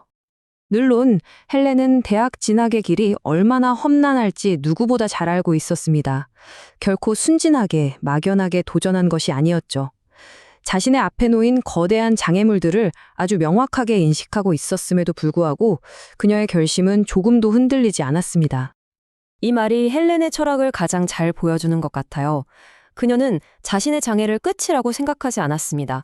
단지 남들이 가는 넓고 편한 큰 길에서 배제되었을 뿐, 그래서 아무도 가지 않는 험하고 드문 길을 통해서라도 같은 목적지로 가야 할 뿐이라고 생각했습니다. 장애는 종착역이 아니라 단지 남들과 다른 경로일 뿐이었던 거죠. 과연 이 험난하고 새로운 사람이 다니지 않는 길은 궁극적으로 그녀를 어디로 이끌었을까요? 그녀의 위대한 도전은 바로 지금, 이제 막 시작되었습니다. 헬렌 켈러의 삶에 아주 깊은 상처를 남겼건 서리왕 사건 기억하시죠? 그런데 참 놀랍게도 그 고통스러운 시간을 지나면서 그녀의 지적인 세상과 내면은 오히려 폭발적으로 성장하는 그런 경이로운 순간을 맞이하게 됩니다. 마치 불사조가 잿더미 속에서 다시 날아오르듯이 그녀는 절망 속에서 세상을 향한 새로운 날갯짓을 준비하고 있었던 거죠. 자, 오늘 이 시간에는 바로 그 눈부신 부활의 여정을 함께 따라가 보려고 합니다. 그래서 우리는 먼저 헬렌이 어떻게 다시 세상의 경이로움을 발견하게 되는지 살펴볼 거고요. 그리고 뉴욕에서 시작된 새로운 도전, 또 공부를 하면서 느꼈던 그 짜릿한 기쁨과 쓰라린 좌절의 순간들을 지나서 마침내 그녀의 인생 목표가 된 레드클리프 대학을 향해 나아가는 그 위대한 발걸음을 하나하나 따라가 볼 겁니다. 서리왕 사건은 정말 깊고 어두운 터널 같았을 거예요. 하지만 아이러니하게도 그 어둠 속에서 헬렌의 세계는 완전히 새로운 경험들을 만나면서 오히려 더 눈부시게 펼쳐지기 시작합니다. 이 경험들이야말로 한동안 닫혀있던 그녀의 영혼을 다시 활활 타오르게 만든 강력한 불씨가 되어 주었죠. 자, 여러분 한번 상상해 보세요. 눈앞에 거대한 폭포가 있는데 그 엄청난 물줄기를 볼 수도 없고 천지를 뒤흔드는 소리도 들을 수 없다면 과연 우리는 그 폭포를 어떻게 느낄 수 있을까요? 헬렌이 이 장엄한 자연을 어떻게 온몸으로 받아들였는지 알아보기 전에 우리 함께 잠시 그녀의 입장이 되어서 이 질문을 느껴보시죠. 이게 바로 헬렌이 나이아가라 폭포 앞에서 남긴 말입니다. 정말 놀랍지 않나요? 그녀는 눈이나 귀가 아니라 발끝부터 머리끝까지 온몸의 세포로 폭포를 느낀 거예요. 공기의 진동, 땅의 울림, 그리고 심지어는 눈을 가린 어둠 속에서도 느껴지는 그 압도적인 빛의 감각. 이걸 통해서 폭포의 거대한 생명력을 온전히 받아들인 거죠. 바로 이 순간이었습니다. 감각의 한계를 뛰어넘어 그녀의 영혼이 다시 세상과 깊게 연결되는 그런 순간이요. 나이아가라에서 얻은 이 엄청난 생명력은 여기서 그치지 않습니다. 곧바로 또 다른 거대한 경험으로 이어지는데요. 바로 1893년에 열린 시카고 세계 박람회였습니다. 이 박람회는 그녀에게 뭐랄까 손끝으로 세상을 탐험할 수 있는 거대하고 살아 숨쉬는 만화경 그 자체였을 겁니다. 박람회에서 헬렌의 호기심은 그야말로 폭발했습니다. 특별 허가를 받아서 전시된 모든 것들을 손끝으로 읽어나갔죠. 예를 들어 콜럼부스 조각상 앞에서는 그의 지친 모습을 손으로 더듬으면서 선원들이 반란을 일으킬까봐 노심초사하는 동안 모래시계에 모래알이 떨어지듯 희망이 사그라드는 그 순간을 생생하게 상상해냈어요. 특히 여기서 아주 특별한 만남이 있었는데 바로 발명가 알렉산더 그레이엄 벨 박사와의 만남이었습니다. 벨 박사는 전화기의 원리를 설명해주면서 전선을 통해 메시지가 전달되는 걸 마치 프로메테우스가 신에게서 불을 훔쳐 인간에게 준 것에 비유했죠. 정말 멋진 설명 아닌가요? 그녀에게 박람회는 그냥 전시장이 아니라 경이로움으로 가득 찬 만질 수 있는 세상 그 자체였습니다. 이렇게 세상을 다시 온몸으로 느끼기 시작한 헬렌. 그녀의 에너지는 이제 아주 구체적인 방향으로 향하게 됩니다. 그건 바로 뉴욕에 있는 정식 학교에 입학해서 체계적인 공부를 시작하는 것이었죠. 그녀의 넘치는 지적 호기심을 채워줄 새로운 도전이 막 시작된 겁니다. 그녀가 입학한 곳은 라이트 휴메이슨 청각장애인 학교라는 곳이었어요. 이 학교의 목표는 아주 뚜렷했습니다. 바로 발음훈련과 독순술, 그러니까 다른 사람의 입모양을 읽어서 말을 이해하는 기술을 집중적으로 가르치는 거였죠. 헬렌이 소리의 세계와 더 자유롭게 소통할 수 있도록 돕는 게 가장 큰 목표였던 셈입니다.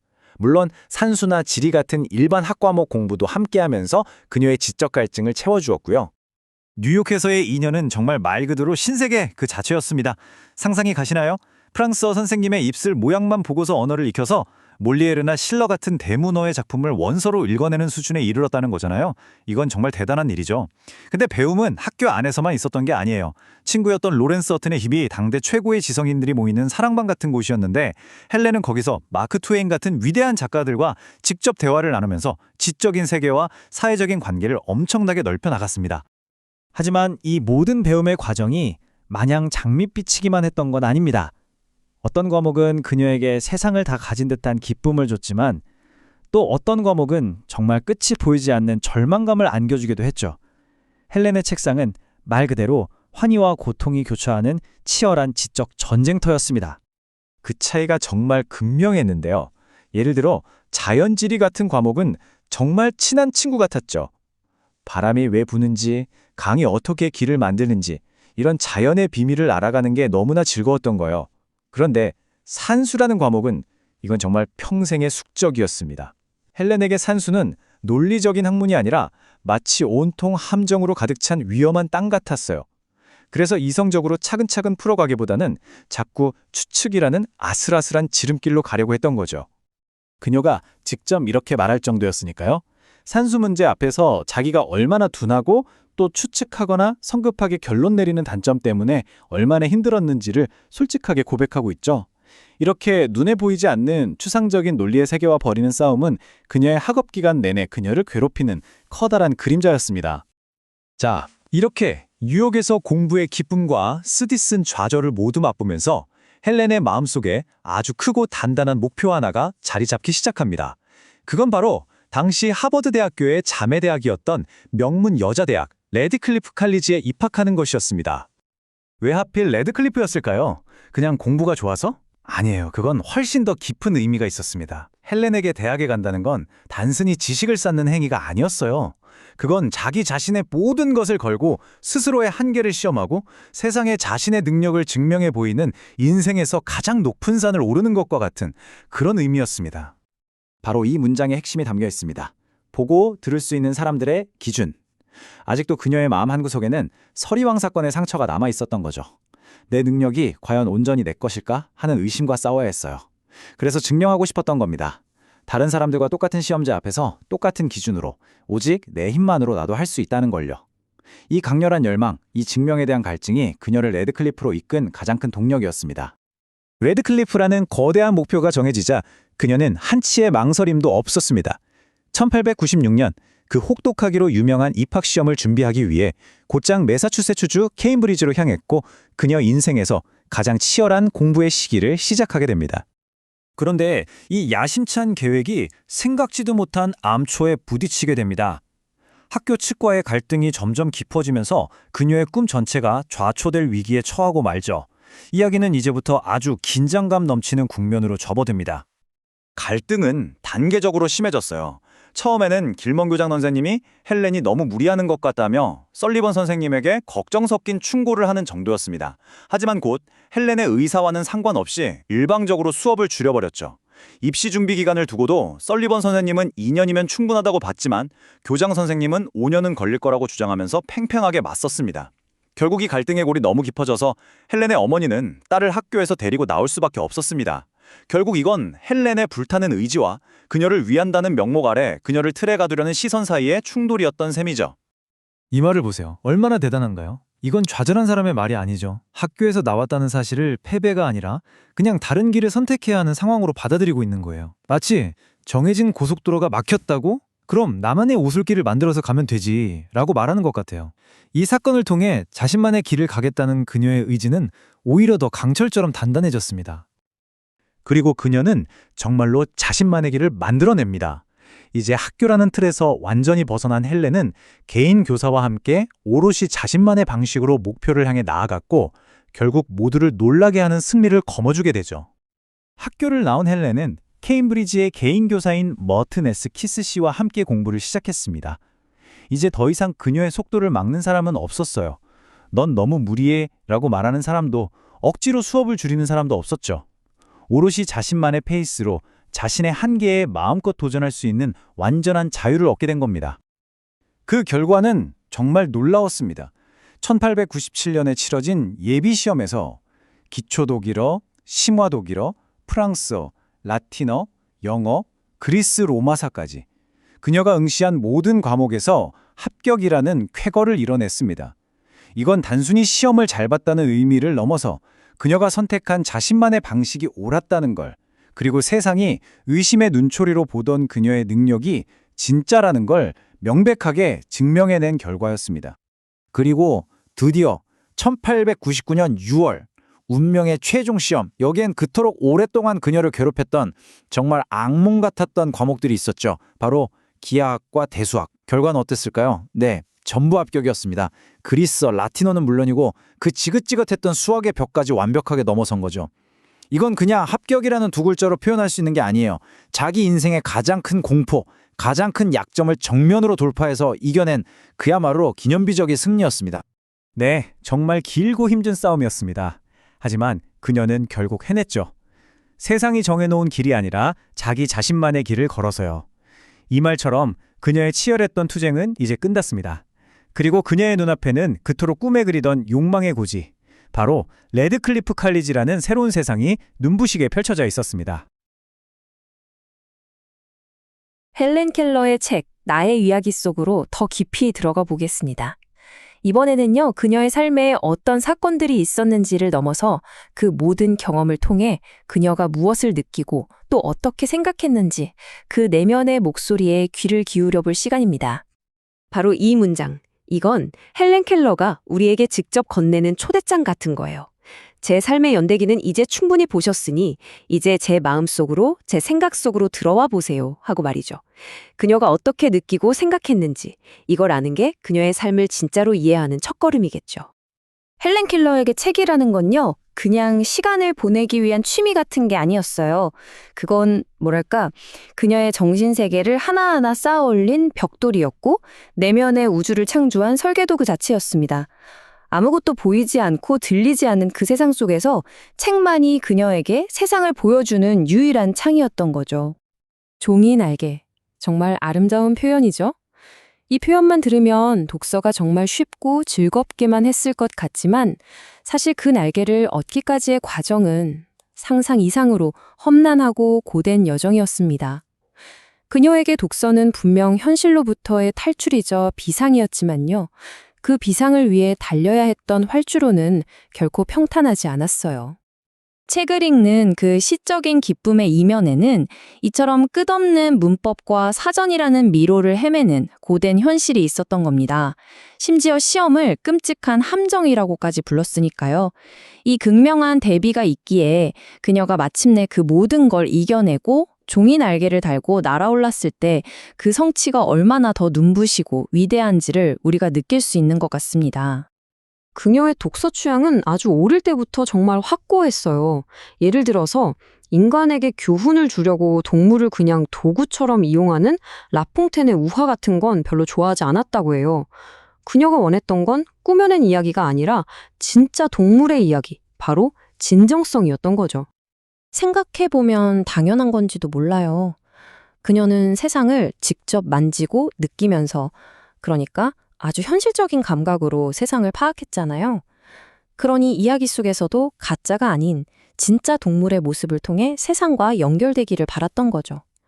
그녀의 이런 선호는 그녀가 세상을 어떻게 인식하는지를 보여주는 아주 중요한 단서가 됩니다. 성경과의 관계 변화도 참 흥미롭습니다. 처음에는 그리스 신화보다 재미없네 하고 느꼈대요. 그러다가 에스더서의 극적인 힘에 충격을 받고 룻기의 아름다움에 눈을 뜨게 되죠. 그리고 마침내 보이는 것은 잠깐이지만 보이지 않는 것은 영원하다는 깊은 영적 위안을 얻는 존재로 성경을 받아들이게 됩니다.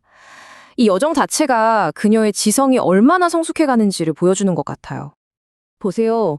룻의 이야기에서 그녀는 그냥 감동만 받은 게 아니에요. 인종과 신념의 벽을 허무는 사랑이라는 보편적인 진리를 발견해낸 거죠. 이처럼 책은 그녀에게 세상을 보는 창이자 인간성을 이해하는 나침반이 되어주었습니다.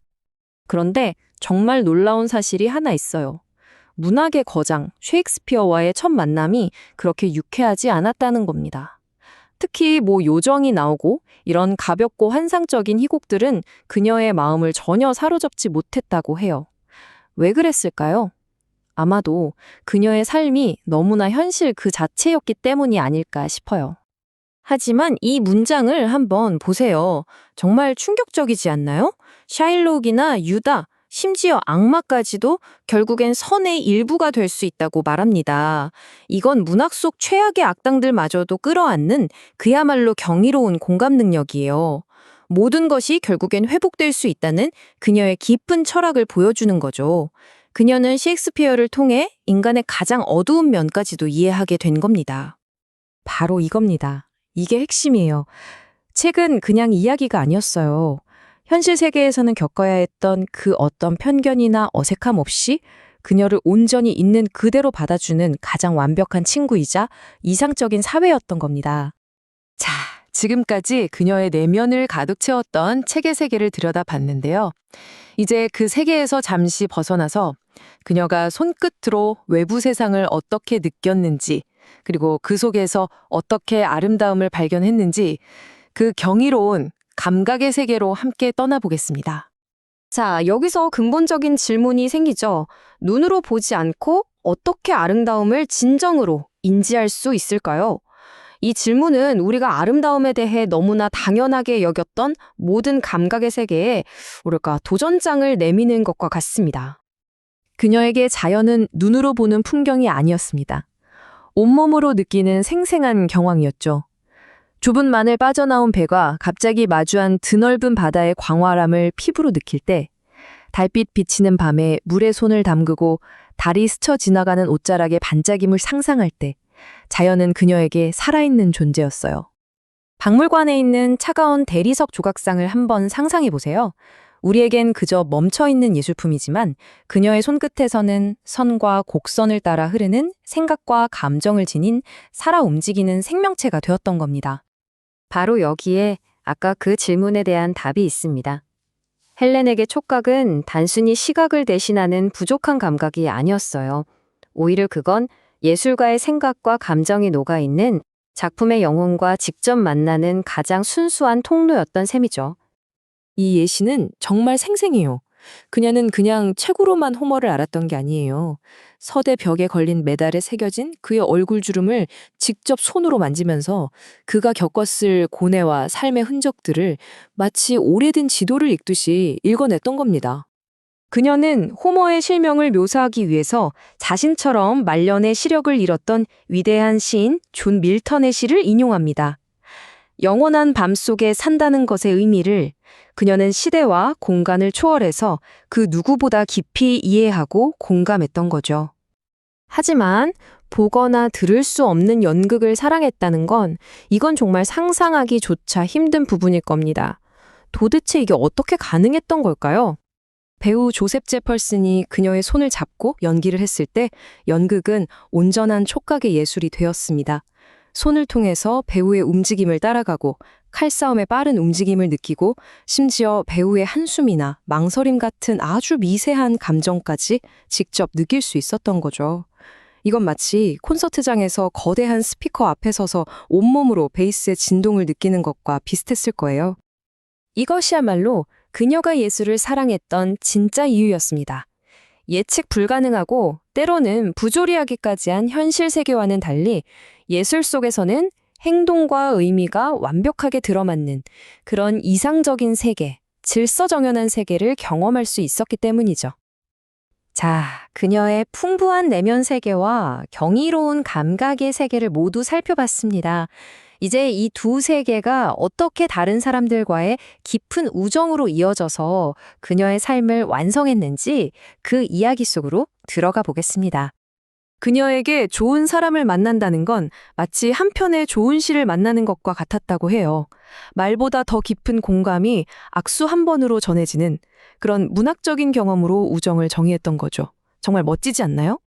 필립스 브룩스 주교와의 만남은 그녀의 영적인 세계에 아주 큰 영향을 미쳤습니다. 그는 사람을 심판하는 엄격한 교리가 아니라 모든 것을 포용하는 사랑의 신앙을 가르쳐준 따뜻한 영적 안내자였어요. 모든 일을 사랑하세요. 그것이 바로 천국으로 가는 열쇠입니다. 이 단순하고도 강력한 메시지는 모든 존재를 편견 없이 끌어안으려고 했던 그녀 자신의 따뜻한 본성과 깊이 공명했습니다. 발명가 알렉산더 그레이엄 벨과의 우정은 과학에 대한 지적인 동지에 기반한 것이었어요. 두 사람은 세상이 어떻게 작동하는지에 대한 끝없는 호기심을 공유하면서 서로에게 큰 영감을 주는 존재였습니다. 헬렌의 시선을 통해 우리는 위대한 발명가의 또 다른 모습을 보게 됩니다. 역사책이 미처 기록하지 못한 모습이죠. 바로 청각장애 아동을 자신의 품에 안을 때 가장 행복해했던 그의 깊고 인간적인 연민을 말입니다. 미국의 위대한 작가 마크 트웨인과의 만남에서는요, 세상에 대한 그의 냉소적인 문체 뒤에 숨겨진 깊은 다정함을 오직 그녀만의 방식으로 아주 정확하게 감지해냅니다. 나는 그의 악수에서 그의 눈의 반짝임을 느낀다. 이 한 문장 정말 잊을 수가 없죠. 그녀가 세상을 얼마나 비범하게 인식했는지를 완벽하게 보여주는 말입니다.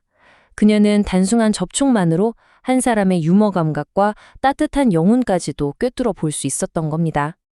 결국 헬렌 켈러의 그 기나긴 여정은 하나의 진실로 모아집니다.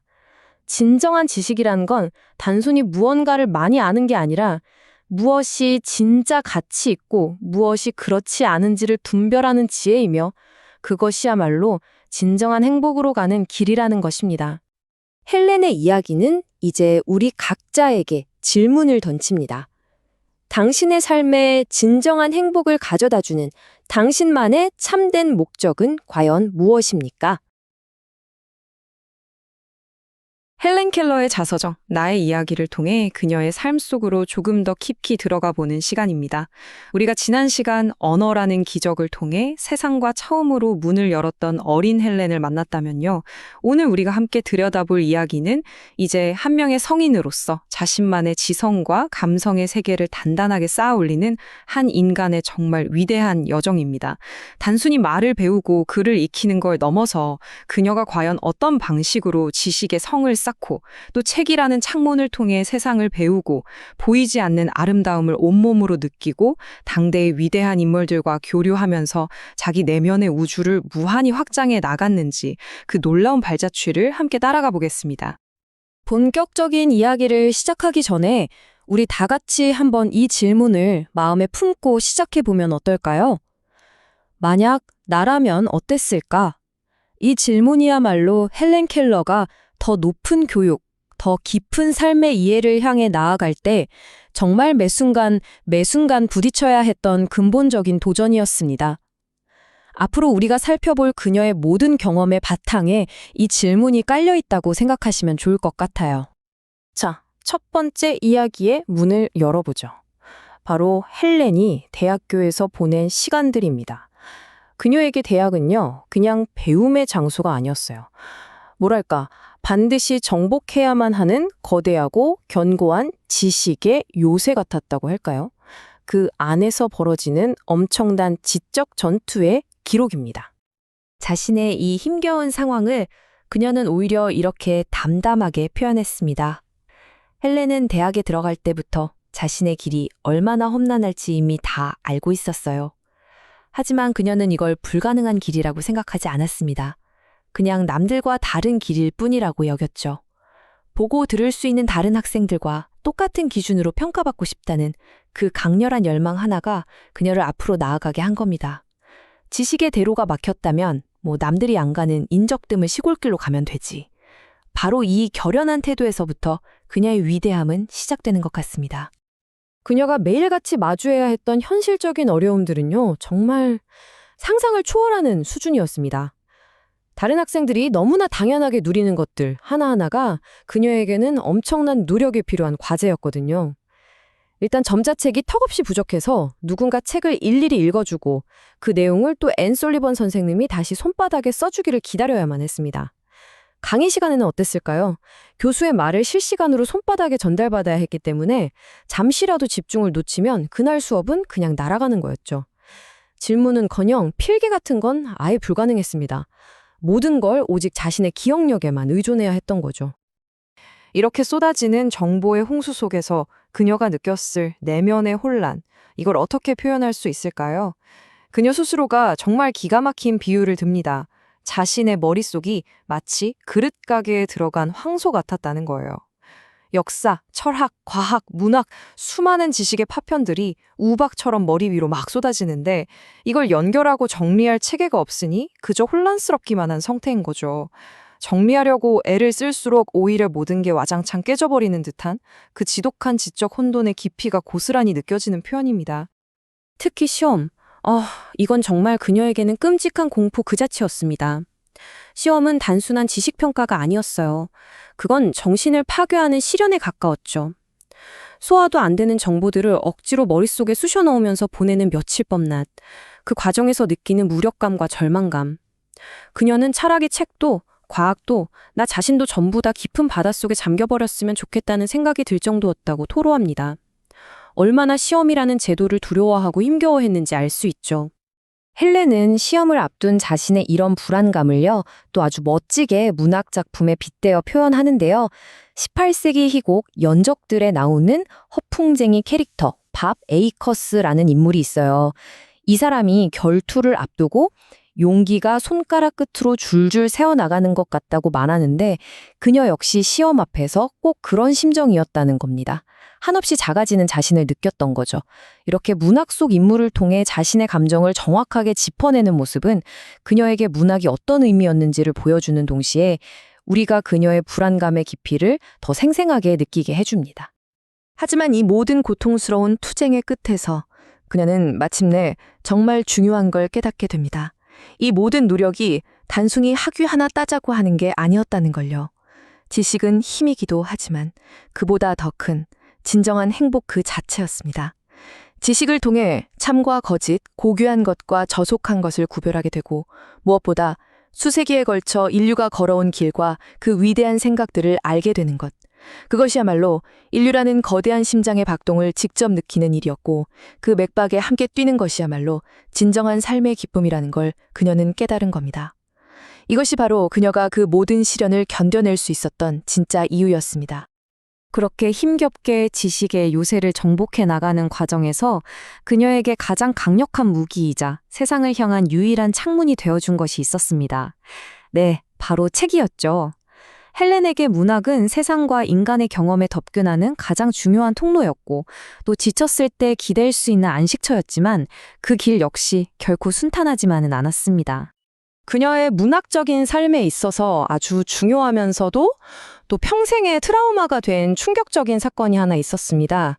이 사건은 그녀가 글을 쓰는 행위, 그리고 그녀 자신의 마음에 대해 갖는 관계를 근본적으로 뒤흔들어 놓았습니다. 서리왕 사건의 전말은 이렇습니다. 정말 순수한 창작의 기쁨으로 쓴 이야기가 세상에 알려져 칭찬을 받다가 하루아침에 표절이라는 끔찍한 비난의 대상이 된 거죠. 어린 헬렌은 어른들로 가득 찬 조사법정이라는 곳에 홀로 앉아서 자신이 과거에 서리 조정들이라는 이야기를 읽었다는 걸 기억해내라는 다그침을 받아야 했습니다. 물론 의도한 건 아니었고 잠재의식 속에 남아있던 이야기의 파편이었음이 밝혀졌지만 이 끔찍한 경험은 어린 그녀에게 정말 깊은 정신적 상처를 남기고 맙니다. 이 사건이 그녀에게 남긴 상처는 정말 깊고 오래갔습니다. 자신의 생각조차 온전히 내 것이 아닐지도 모른다는 그런 끊임없는 불안감에 시달리게 된 거죠. 글을 쓸 때마다 혹시 이것도 내가 어디선가 읽었던 게 아닐까 하는 장난기 많은 두려움이 불쑥 튀어나와 그녀의 손을 붙잡았고 이건 평생에 걸쳐 그녀를 괴롭히는 내면의 검열관이 되었습니다.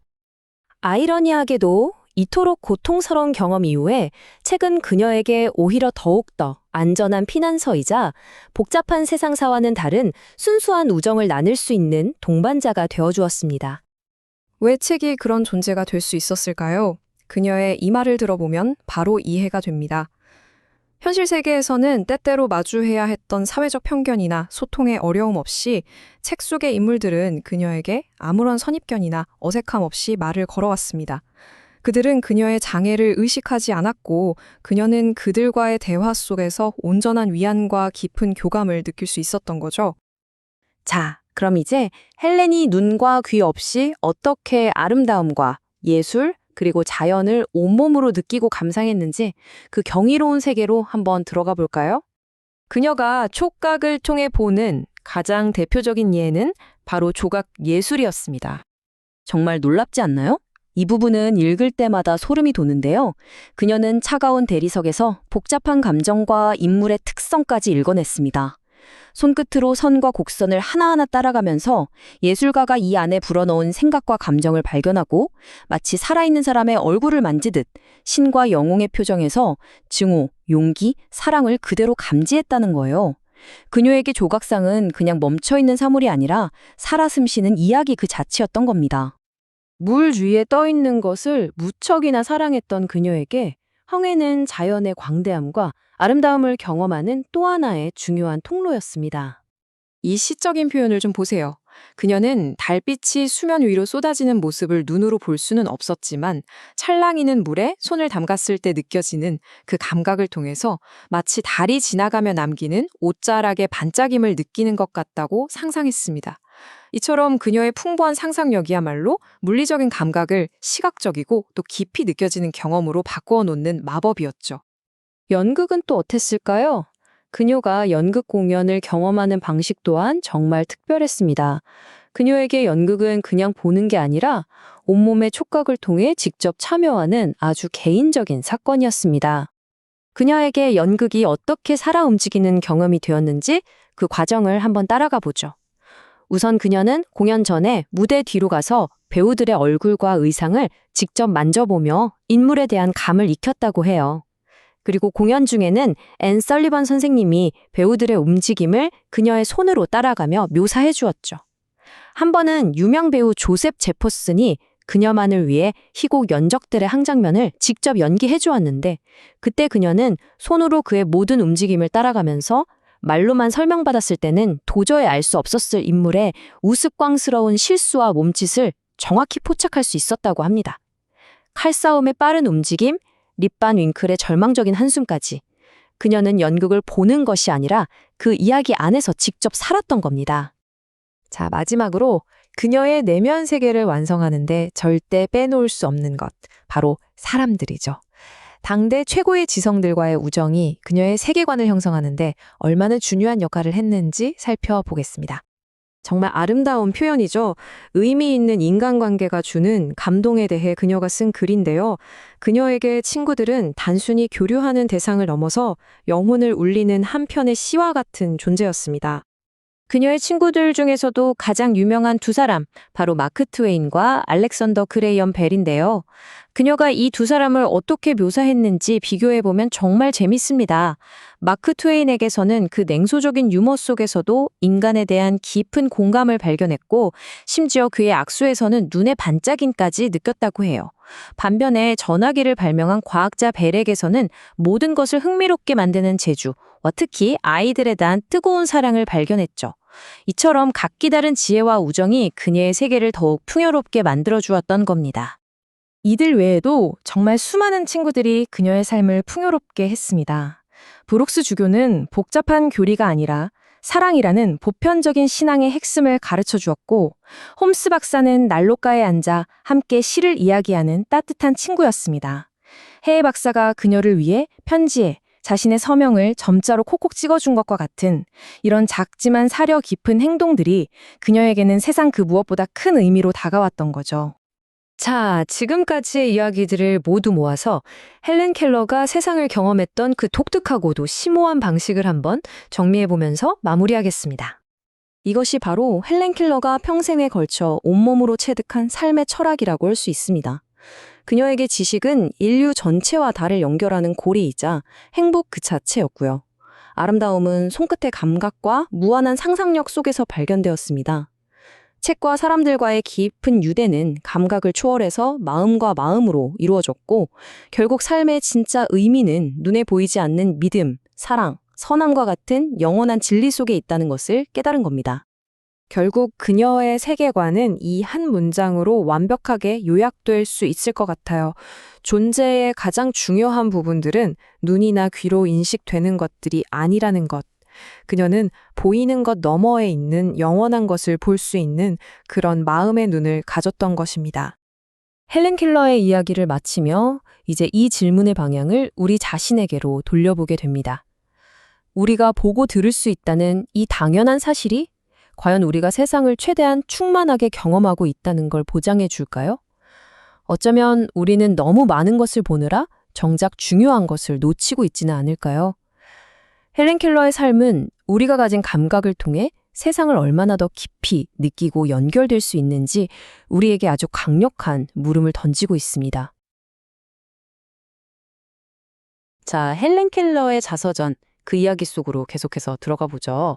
어린 시절을 지나 이제 한 명의 젊은 여성으로서 그녀의 정말 찬란하면서도 복잡했던 내면 세계가 어떻게 만들어져 갔는지 그 과정을 따라가 보려고 합니다. 그녀의 지적인 여정, 그리고 영혼의 성장기라고 할 수 있겠네요. 보통 아는 것이 힘이다 라고 하잖아요. 근데 헬렌 켈러는 이 말을 조금 다르게 생각했어요. 시작부터 우리가 너무나 당연하게 여기는 이 격언에 딱 도전장을 내밉니다. 그녀는 말하죠. 아니, 알면 행복이야 라고요. 지식이라는 게 단순히 힘이나 성공을 위한 도구가 아니라는 거예요. 그건 바로 행복 그 자체라는 거죠. 왜 그럴까요? 폭넓고 깊은 지식을 가지면 진짜와 가짜를 또 고상한 것과 저급한 것을 구별할 수 있게 되니까요. 바로 이 생각이 앞으로 우리가 살펴볼 그녀의 모든 경험을 꿰뚫는 아주 중요한 열쇠가 됩니다. 자, 그럼 그녀의 지적 여정이 본격적으로 시작되는 곳, 바로 대학으로 가보겠습니다. 레드클리프 대학에 입학한 헬렌. 그런데 이곳에서 그녀는 정말 생각지도 못했던 새로운 도전에 부딪히게 됩니다. 이건 그냥 공부가 힘든 차원의 문제가 아니었어요. 배운다는 게 도대체 뭘까 하는 근본적인 질문을 던지게 만들었죠. 그녀가 꿈꿨던 이상과 마주해야 했던 현실은 어떻게 달랐을까요? 이 대비가 정말 극명하게 드러나죠. 왼쪽을 보세요. 그녀의 꿈. 대학은 마치 고대 아테네 같은 곳이었어요. 위대한 사상가들과 얼굴을 마주하고 그들의 살아있는 숨결을 느끼는 곳. 책에서만 보던 셰익스피어와 직접 대화하는 듯한 그런 지적인 교감의 장을 꿈꿨던 거죠. 그런데 현실은 어땠을까요? 오른쪽을 보면 끝없는 주석과 혼란스러운 비평들 뿐이었다고 해요.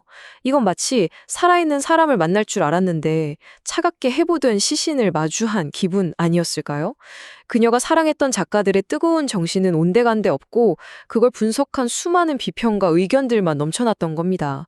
결국 그녀가 배운 건 단 하나, 사람 수만큼이나 의견도 많구나 하는 허탈함이었죠. 와, 이 비유는 정말 너무 와닿지 않나요? 도자기 가게에 들어온 황소. 당시 그녀의 머릿속이 어땠는지를 정말 정확하게 보여주는 말이에요. 온갖 종류의 정보, 서로 아무 상관도 없는 사실들, 소화도 안 되는 이론들이 그냥 마구잡이로 머릿속에 쏟아져 들어온 거죠. 뭐랄까, 체계적으로 정리된 게 아니라 그냥 뒤죽박죽 섞여버린 거예요. 예전에는 자신만의 질서가 있던 마음의 왕국이었는데 이제는 그곳에 들어가기만 하면 닭이가 모든 걸 깨부수고 망가뜨리는 황소가 된 기분이었다는 겁니다. 정말 절망적이었겠죠. 이런 철학적인 고민만 있었던 게 아니에요. 아주 현실적인 고통도 있었습니다. 바로 시험이죠. 이건 뭐 우리도 다 겪어봐서 알잖아요. 그녀에게 시험은 정말 최악의 골칫거리였습니다. 시험 기간만 되면 손가락 끝에서 용기가 스르르 파져나가는 기분이었다고 해요. 잘 알지도 못하는 공식, 소화도 안 되는 연도들을 몇 줄 동안 머릿속에 쑤셔 넣어야 했으니까요. 그녀는 이걸 두고 정리되지 않은 지식꾸러미 속에서 사람을 찾는 기분이라고 표현했는데 정말 공감 가지 않나요? 그래서 시험이 끝나고 나면 이런 생각까지 했답니다. 교수들이 마음대로 질문할 수 있는 신성한 권리, 그거 좀 없애버렸으면 좋겠다 하고요. 그래도 다행히 이 모든 혼란 속에서도 희망의 빛은 있었습니다. 바로 훌륭한 스승을 만났을 때죠.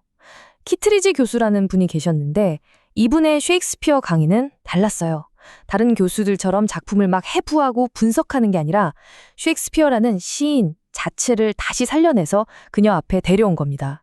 그 순간의 감격을 그녀는 이렇게 표현해요. 마치 맹인에게 새로운 시력이 주어진 것 같았다고요. 아, 이래서 내가 공부하는 거구나. 이 모든 고생이 헛된 게 아니었구나 하고 느꼈던 거죠. 만약 대학이 그녀에게 전쟁터 같았다면 도서관은 일종의 성역, 피난처 같은 곳이었습니다. 왜냐하면 그곳에는 그녀의 진짜 친구들이 있었거든요. 네, 바로 책입니다. 헬렌에게 책은 그냥 공부해야 할 대상이 아니었어요. 아주 소중한 친구였죠. 그럼 그녀는 문학 속에서 어떻게 진정한 우정을 나누었는지 한번 들어가 볼까요? 이 부분을 보면 그녀가 책을 왜 친구라고 불렀는지 알 수 있어요. 현실에서 사람들과 대화할 때는 아무래도 감각의 장벽 때문에 어색하거나 불편한 순간들이 있었겠죠. 하지만 책 속의 친구들은 달랐습니다. 그녀는 말해요. 그들은 당황하거나 어색해하지 않고 내게 말을 건다고요. 어떤 편견이나 장애물도 없이 작가의 생각과 감정이 가장 순수한 형태로 그녀에게 직접 다가왔던 겁니다. 어쩌면 현실의 그 어떤 대화보다도 더 깊고 완전한 소통이었을지도 몰라요. 그래서 그녀에게 책이란 건 인간 정신이 담고 있는 광대한 사랑과 천상의 자비로 들어가는 문과 같았어요. 감각의 한계를 훌쩍 뛰어넘어서 수세기 동안 쌓여온 인류의 지혜와 공감을 직접 만나는 통로였던 거죠. 이런 엄청난 경험에 비하면 솔직히 대학에서 배우는 형식적인 교육 같은 건 우스꽝스러울 정도로 하찮게 느껴질 수밖에 없었겠죠? 그렇다고 아무 책이나 다 좋아한 건 아니에요. 그녀의 독서 취향은 꽤나 까다롭고 깊이가 있었어요. 첫째로 성경. 여기서는 특히 에스터의 극적인 애국심이나 편견을 뛰어넘는 룻의 온유한 마음에 깊이 감동받았다고 합니다. 둘째, 셰익스피어. 처음에는 어두운 비극들이 좀 부담스러웠지만 결국엔 자기 기분처럼 정말 다양하고 다채로운 그의 모든 작품을 사랑하게 됐죠. 그런데 재밌는 건 세 번째, 우화는 별로 안 좋아했다는 거예요. 뭐 원숭이나 여우가 나와서 교훈을 주는 그런 이야기 있잖아요. 그런 인위적인 것보다는 차라리 정글북처럼 동물을 동물답게 진짜 모습 그대로 그려내는 이야기에 훨씬 더 끌렸다고 합니다. 진정성을 중요하게 생각했던 거죠. 자, 이제 아마 헬렌 켈러 이야기에서 가장 궁금하고 또 가장 놀라운 부분으로 넘어가 볼까 합니다. 보지도 듣지도 못하면서 어떻게 그렇게 풍요롭고 아름다운 세상을 마음속에 그릴 수 있었을까 하는 점이죠. 보이지 않는 세계를 감각하는 그녀만의 특별한 방법. 이건 우리가 세상을 인식하는 방식 자체에 대해 다시 생각하게 만드는 아주 깊은 이야기입니다. 여러분은 어떻게 생각하세요? 보거나 듣지 않고도 아름다움을 느낄 수 있을까요? 이건 헬렌 켈러가 평생 동안 받아온 질문이었습니다. 그리고 그녀의 삶 자체가 이 질문에 대한 하나의 거대한 대답이라고 할 수 있어요. 그녀를 통해 우리는 감각 너머의 세계를 살짝 엿볼 수 있게 됩니다. 첫 번째 경험은 항해입니다. 달이 밝은 밤, 그녀는 물속에 손을 담그고 이렇게 느꼈다고 해요. 마치 달이 지나갈 때 그 옷자락의 희미한 반짝임을 느끼는 것 같다. 정말 시적이지 않나요? 눈으로 달빛을 보는 대신 물의 차가움과 잔잔한 흔들림을 통해 온몸으로 달빛을 느꼈던 겁니다. 그녀에게 달빛은 보는 게 아니라 만지고 느끼는 거였죠. 두 번째는 조각상입니다. 우리에겐 그냥 차가운 돌덩이일 수 있지만 그녀에게는 아니었어요. 손가락 끝으로 조각상의 선과 곡선을 쭉 따라가다 보면 그 안에 담긴 예술가의 생각과 감정이 그대로 느껴졌다고 합니다. 예를 들어 다이아나 여신상의 자세에서는 숲의 자유롭고 우아한 기운을 느꼈고요. 그녀의 손가락은 보이지 않는 눈이었던 셈이죠. 돌 속에 잠들어 있는 이야기를 읽어내는 특별한 눈 말이에요. 더 놀라운 건 연극입니다. 움직임이 많은 연극을 어떻게 감상했을까요? 그녀는 배우의 몸에 살짝 손을 대고 있었어요. 그럼 그들의 움직임, 칼이 부딪히는 빠른 격투 장면의 진동, 심지어 주인공이 깊은 한숨을 내쉴 때의 미세한 떨림까지 이 모든 게 그녀에게 그대로 전달됐던 겁니다. 이건 아마 눈으로 보는 것과는 전혀 다른 훨씬 더 직접적이고 강렬한 경험이었을 거예요. 온몸으로 연극을 본 거죠. 자, 이렇게 그녀의 내면 세계는 책과 예술로 풍요로워졌지만 그게 전부는 아니었습니다. 그녀의 세계를 완성한 또 하나의 중요한 축은 바로 사람들이었죠. 그냥 유명한 사람들을 만났다는 게 중요한 게 아니에요. 그녀는 그들과 정말 깊은 관계를 맺고 지적인 동반자로서 교감했습니다. 그녀의 삶을 빛나게 했던 소중한 인연들을 한번 만나볼까요? 그녀는 특별한 사람을 만난 날을 굵은 글자로 기억되는 날이라고 불렀어요. 달력에 빨간 날 표시하듯이 인생에서 아주 중요하고 특별한 날이라는 뜻이죠. 마치 한 편의 좋은 시를 읽었을 때처럼 온몸에 전율이 흐르는 그런 만남들. 이런 만남들이야말로 그냥 스쳐 지나가는 사건이 아니라 우리 삶의 일부가 되어 영원히 남는다고 생각했던 겁니다. 그녀의 친구들은 정말 다양했습니다. 시인 올리버 웬들 홈스 박사를 만났을 땐 활활 타는 벽난로 앞에서 옛 시절을 생각하는 그의 모습을 느꼈다고 해요. 브룩스 주교는 복잡한 교리 대신 신과 모든 아이를 사랑하는 것이 천국으로 가는 열쇠라고 가르쳐줬죠. 전화기를 발명한 알렉산더 그레이엄 벨 박사와는 아이들에 대한 사랑으로 통했고 심지어 그의 비행선 실험을 위해 같이 연을 날리기도 했어요. 그리고 제가 가장 좋아하는 묘사는 바로 마크 트웨인에 대한 건데요. 나는 그의 악수에서 그의 눈의 반짝임을 느낀다. 와, 악수만으로 그 사람의 유머와 총기를 느낀다는 거잖아요. 정말 놀랍지 않나요? 이처럼 그녀는 각 사람의 본질을 꿰뚫어보는 특별한 능력이 있었습니다. 지금까지 살펴본 이 모든 것들, 힘겨웠던 대학 생활, 깊은 우정을 나눈 책들, 온몸으로 느꼈던 예술, 그리고 소중한 인연들. 이 모든 경험들이 모이고 모여서 마침내 하나의 결론에 이르게 됩니다. 바로 지식의 진정한 의미는 무엇인가에 대한 그녀만의 답이죠. 과연 헬렌 켈러는 어떤 결론을 내렸을까요? 바로 이겁니다. 그녀에게 지식을 안다는 건 수세기에 걸친 인류의 위대한 심장박동을 느끼는 것과 같았어요. 역사 속에서 사람들이 어떤 생각을 하고 어떤 행동을 했는지 배우는 건 단순히 정보를 외우는 게 아니라는 거죠. 그건 바로 시대를 넘어 이어져 온 인류 전체의 기쁨, 슬픔, 투쟁, 그리고 꿈, 그 거대한 맥박을 내 안에서 느끼는 겁니다. 그리고 그 맥박 속에서 더 높은 곳을 향하려는 노력을 발견할 수 없다면 그건 삶의 아름다운 조화를 듣지 못하는 것과 같다고 말합니다. 지식은 결국 공감의 능력인 셈이죠. 그래서 다시 처음으로 돌아갑니다. 지식의 진정한 목적은 힘이 아니라 바로 행복입니다. 이 한 문장이 모든 걸 요약해주죠. 지식은 남을 이기거나 군림하기 위한 무기가 아니에요.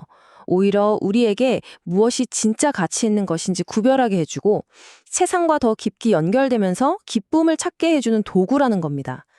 배움의 최종 목표는 결국 행복이어야 한다. 이것이 헬렌 켈러가 온 삶을 통해 우리에게 던지는 메시지입니다. 헬렌 켈러의 이야기를 쭉 따라오다 보면 결국 우리 자신에게 이런 질문을 던지게 됩니다. 우리가 가진 이 감각들은 세상에 얼마만큼을 우리에게 보여주고 있는 걸까요? 그리고 또 얼마만큼을 숨기고 있는 걸까요? 어쩌면 우리가 너무나 당연하게 생각하는 보고 듣는 능력이 오히려 더 본질적인 무언가를 보지 못하게 가로막고 있는 건 아닐까요? 그녀의 이야기는 우리에게 감각 너머의 세계, 그리고 진정한 삶의 의미에 대해 깊은 여운을 남깁니다. 자, 이제 헬렌 켈러 이야기의 마지막 장에 다다랐습니다. 헬렌 켈러에게 언어란 게 과연 무엇이었을까요? 그냥 우리가 말하고 쓰는 그런 도구였을까요? 아니었죠. 그녀에게 언어는요, 생각과 인식을 만들어내고 또 세상과 연결되는 말 그대로 하나의 거대한 우주였습니다. 이번 시간에는 바로 그 언어라는 선물이 어떻게 그녀의 삶을 송두리째 바꿔놓았는지 그 놀랍고도 경이로운 여정을 함께 따라가 보겠습니다. 정말 아름다운 표현 아닌가요?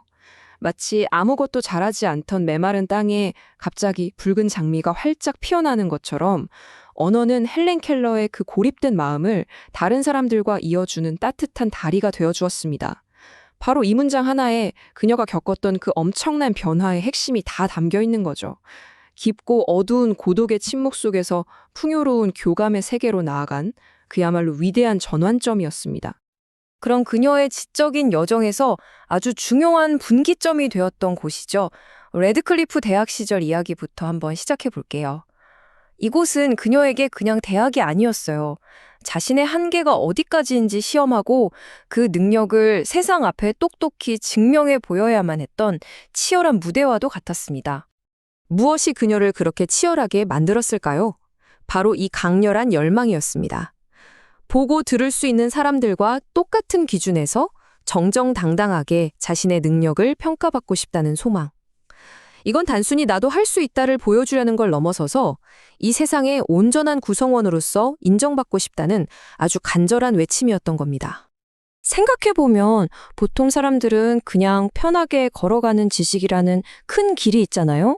하지만 그 길은 애초에 그녀에게 허락되지 않았습니다. 그래서 그녀는요, 앞을 가로막는 수많은 장애물들을 자기 손으로 직접 치우고 아무도 가지 않은 낯설고 힘겨운 길을 스스로 개척해 나가야만 했던 거죠. 그녀의 공부 과정, 이게 정말 대단합니다. 한번 상상해 보세요. 교수의 목소리가 먼저 앤 설리번 선생님의 손가락을 통해 촉각의 언어로 번역됩니다. 그럼 헬렌은 그 손길을 느끼면서 동시에 점자타자기로 그걸 기록하죠. 그렇게 기록된 지식을 밤새 다시 읽으면서 자기 것으로 만들었어요. 이 모든 과정이 마치 여러 나라의 언어를 거치는 정교한 번역 작업 같지 않나요? 지식 하나를 얻기 위해 얼마나 고되고 지난한 노력이 필요했을지 정말 상상조차 하기 힘듭니다. 그런데 말이죠. 그렇게 배움 자체를 사랑하고 즐거워했던 그녀에게도 정말 피하고 싶은 커다란 골칫거리가 하나 있었습니다. 여러분 혹시 짐작 가시나요? 바로 시험이었습니다. 그녀에게 시험은 진정한 삶의 즐거움을 깡그리 앗아가는 아주 고통스러운 과정에 불과했어요. 그녀는 시험을 뭐라고 봤냐면요. 진짜 배움의 척도가 아니라고 생각했어요. 오히려 새로운 것을 발견하는 기쁨을 앗아가는 스트레스만 가득하고 의미도 없는 암기 의식일 뿐이라고 여겼죠. 지식을 맛없는 음식처럼 억지로 삼켜야 하는 고통스러운 경험이라고 표현한 걸 보세요. 얼마나 시험을 싫어했는지 느껴지시죠? 그녀는 이 둘을 아주 명확하게 구분했습니다. 한쪽은 시험을 위해 벼락치기 하는, 그녀의 표현을 빌리자면 쓸모없는 장식품 같은 지식. 다른 한쪽은 삶의 방향을 알려주고 무엇이 옳고 그른지 분별하게 하는 진정한 지혜. 그녀가 평생 추구했던 건 단순히 머리를 채우는 지식이 아니라 삶을 풍요롭게 만들고 결국 행복으로 이끄는 진짜 지혜였던 겁니다. 아이러니하게도 이런 형식적인 교육에 대한 실망감이 오히려 그녀를 더 깊고 넓은 삶의 세계로 이끌었습니다. 이제 그녀가 눈이 아닌 인류의 위대한 문학 작품들을 통해서 어떻게 자기만의 광대한 내면 세계를 쌓아 올렸는지 그 이야기로 한번 넘어가 보겠습니다. 헬렌에게 책은 그냥 글자가 모여있는 종이 뭉치가 아니었습니다. 어떤 편견이나 어색함도 없이 먼저 다가와 말을 걸어주고 시대와 공간을 훌쩍 뛰어넘어 위대한 지혜를 아낌없이 나눠주는 세상에서 가장 소중한 친구였던 거죠. 그녀의 서재는 말 그대로 시공간을 초월한 공간이었습니다. 고대 그리스 호메로스의 장엄한 서사시부터 셰익스피어의 깊이 있는 희비극, 그리고 성경에 담긴 지혜로운 이야기까지. 이 위대한 고전들은 그녀가 인간이란 존재와 이 세상을 더 깊고 넓게 이해할 수 있도록 도와주는 특별한 렌즈가 되어주었습니다. 사실 처음에는 성경에 그렇게 큰 흥미를 느끼지 못했다고 해요. 하지만 시간이 지나면서 그 안에 담긴 아주 인간적인 드라마와 또 시대를 초월해서 사람들에게 큰 위안을 주는 진리의 가치를 서서히 발견하게 되었다고 합니다. 특히 그녀는 자신의 목숨을 걸고 민족을 구해낸 에스더 왕비의 이야기에 아주 깊이 매료되었습니다. 죽으면 죽으리이다 라는 이 비장한 결단 속에서 죽음의 두려움을 뛰어넘는 고귀한 용기와 뜨거운 애국심을 느꼈던 거죠. 셰익스피어와의 관계는 좀 복합적이었습니다. 처음에는 인간의 어두운 면을 너무 적나라하게 드러내는 비극 작품들에 거부감을 느끼기도 했대요. 하지만 점차 그의 작품들을 사랑하게 됐고 똑같은 작품이라도 자신의 기분이나 상황에 따라 그 깊은 의미가 전혀 다르게 다가온다는 걸 발견하게 됩니다. 그녀는 자신의 지적 성장을 설명하기 위해 아주 멋진 비유를 사용합니다. 바로 앵무조개인데요. 앵무조개가 바닷속의 여러 물질들을 흡수해서 자기 몸에 맞는 아름다운 껍데기를 만들어 나가잖아요. 그것처럼 우리의 마음도 세상의 지식 조각들을 모아서 생각의 진주라는 귀한 것을 만들어낸다는 거죠. 즉, 배움이라는 건 외부의 것을 단순히 머릿속에 채워넣는 게 아니라 내면에서 무언가를 새롭게 창조해내는 과정이라고 본 겁니다. 자, 그럼 이제 그녀가 우리가 사는 이 물리적인 세계를 어떻게 경험했는지 한번 살펴볼까요? 그건 단순히 시각이 없는 무언가 결핍된 세계가 아니었습니다. 오히려 질감과 진동 그리고 형태가 서로 얽혀서 하나의 멋진 교향곡을 만들어내는 훨씬 더 강렬하고 풍부한 현실이었죠. 많은 사람들이 궁금해했습니다. 아니, 보이지도 않는데 조각 같은 시각 예술을 어떻게 감상할 수 있다는 거지? 본다는 행위가 없는데 어떻게 아름다움을 느낄 수 있느냐, 이런 질문이었죠. 하지만 그녀의 대답은 우리의 이런 편견을 보기 좋게 깨뜨립니다. 그녀에게 손끝은 곧 님이었습니다. 차갑고 딱딱한 대리석 조각상 위에서 신과 영웅들의 불타오르는 증오, 절대로 꺾이지 않는 용기, 그리고 숭고한 사랑을 너무나도 똑똑히 느꼈습니다. 마치 살아있는 사람의 얼굴 표정을 읽어내는 것처럼 그녀는 손끝으로 예술작품의 영혼과 깊이 교감했던 겁니다. 달빛이 쏟아지는 밤에 카누를 타고 물결의 반짝임을 손으로 느끼고 아이들의 입술 움직임을 읽으면서 즐겁게 대화하고 숲속을 거닐며 짙은 소나무 향기를 마음껏 들이마시는 것. 이 모든 것이 그녀의 삶을 가득 채웠던 다채로운 즐거움이었습니다. 누가 그녀의 세계가 좁고 제한적이었다고 말할 수 있을까요? 오히려 우리보다 훨씬 더 풍요로웠을지도 모릅니다. 그녀가 세상을 얼마나 독특하게 인식했는지 보여주는 가장 흥미로운 예 중 하나가 바로 연극에 대한 그녀의 남다른 사랑이었습니다. 이 말을 잘 들어보세요. 그녀에게 촉각은 글자보다 훨씬 더 섬세하고 직관적인 언어였던 겁니다. 손으로 배우의 움직임을 직접 따라가면서 말이나 글로 설명해서는 절대 알 수 없는 그 익살스러움과 미묘한 감정의 변화를 있는 그대로 느꼈던 거죠.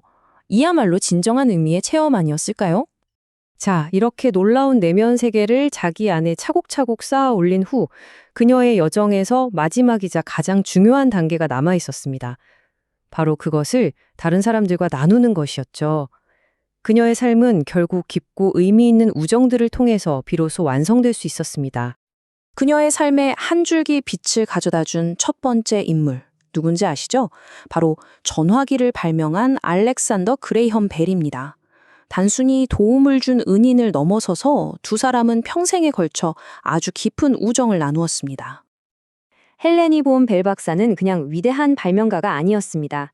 어린아이들을 품에 안을 때 세상에서 가장 행복한 미소를 짓는 따뜻한 사람이었죠. 특히 자신처럼 청각의 어려움을 겪는 아이들을 향한 그의 깊은 사랑과 헌신에 정말 큰 감명을 받았던 겁니다. 미국의 위대한 작가 마크 트웨인, 본명은 세뮤얼 클레먼스죠. 그와의 우정 역시 그녀의 삶에서 빼놓을 수 없는 아주 중요한 부분이었습니다. 정말 놀라운 통찰력 아닌가요?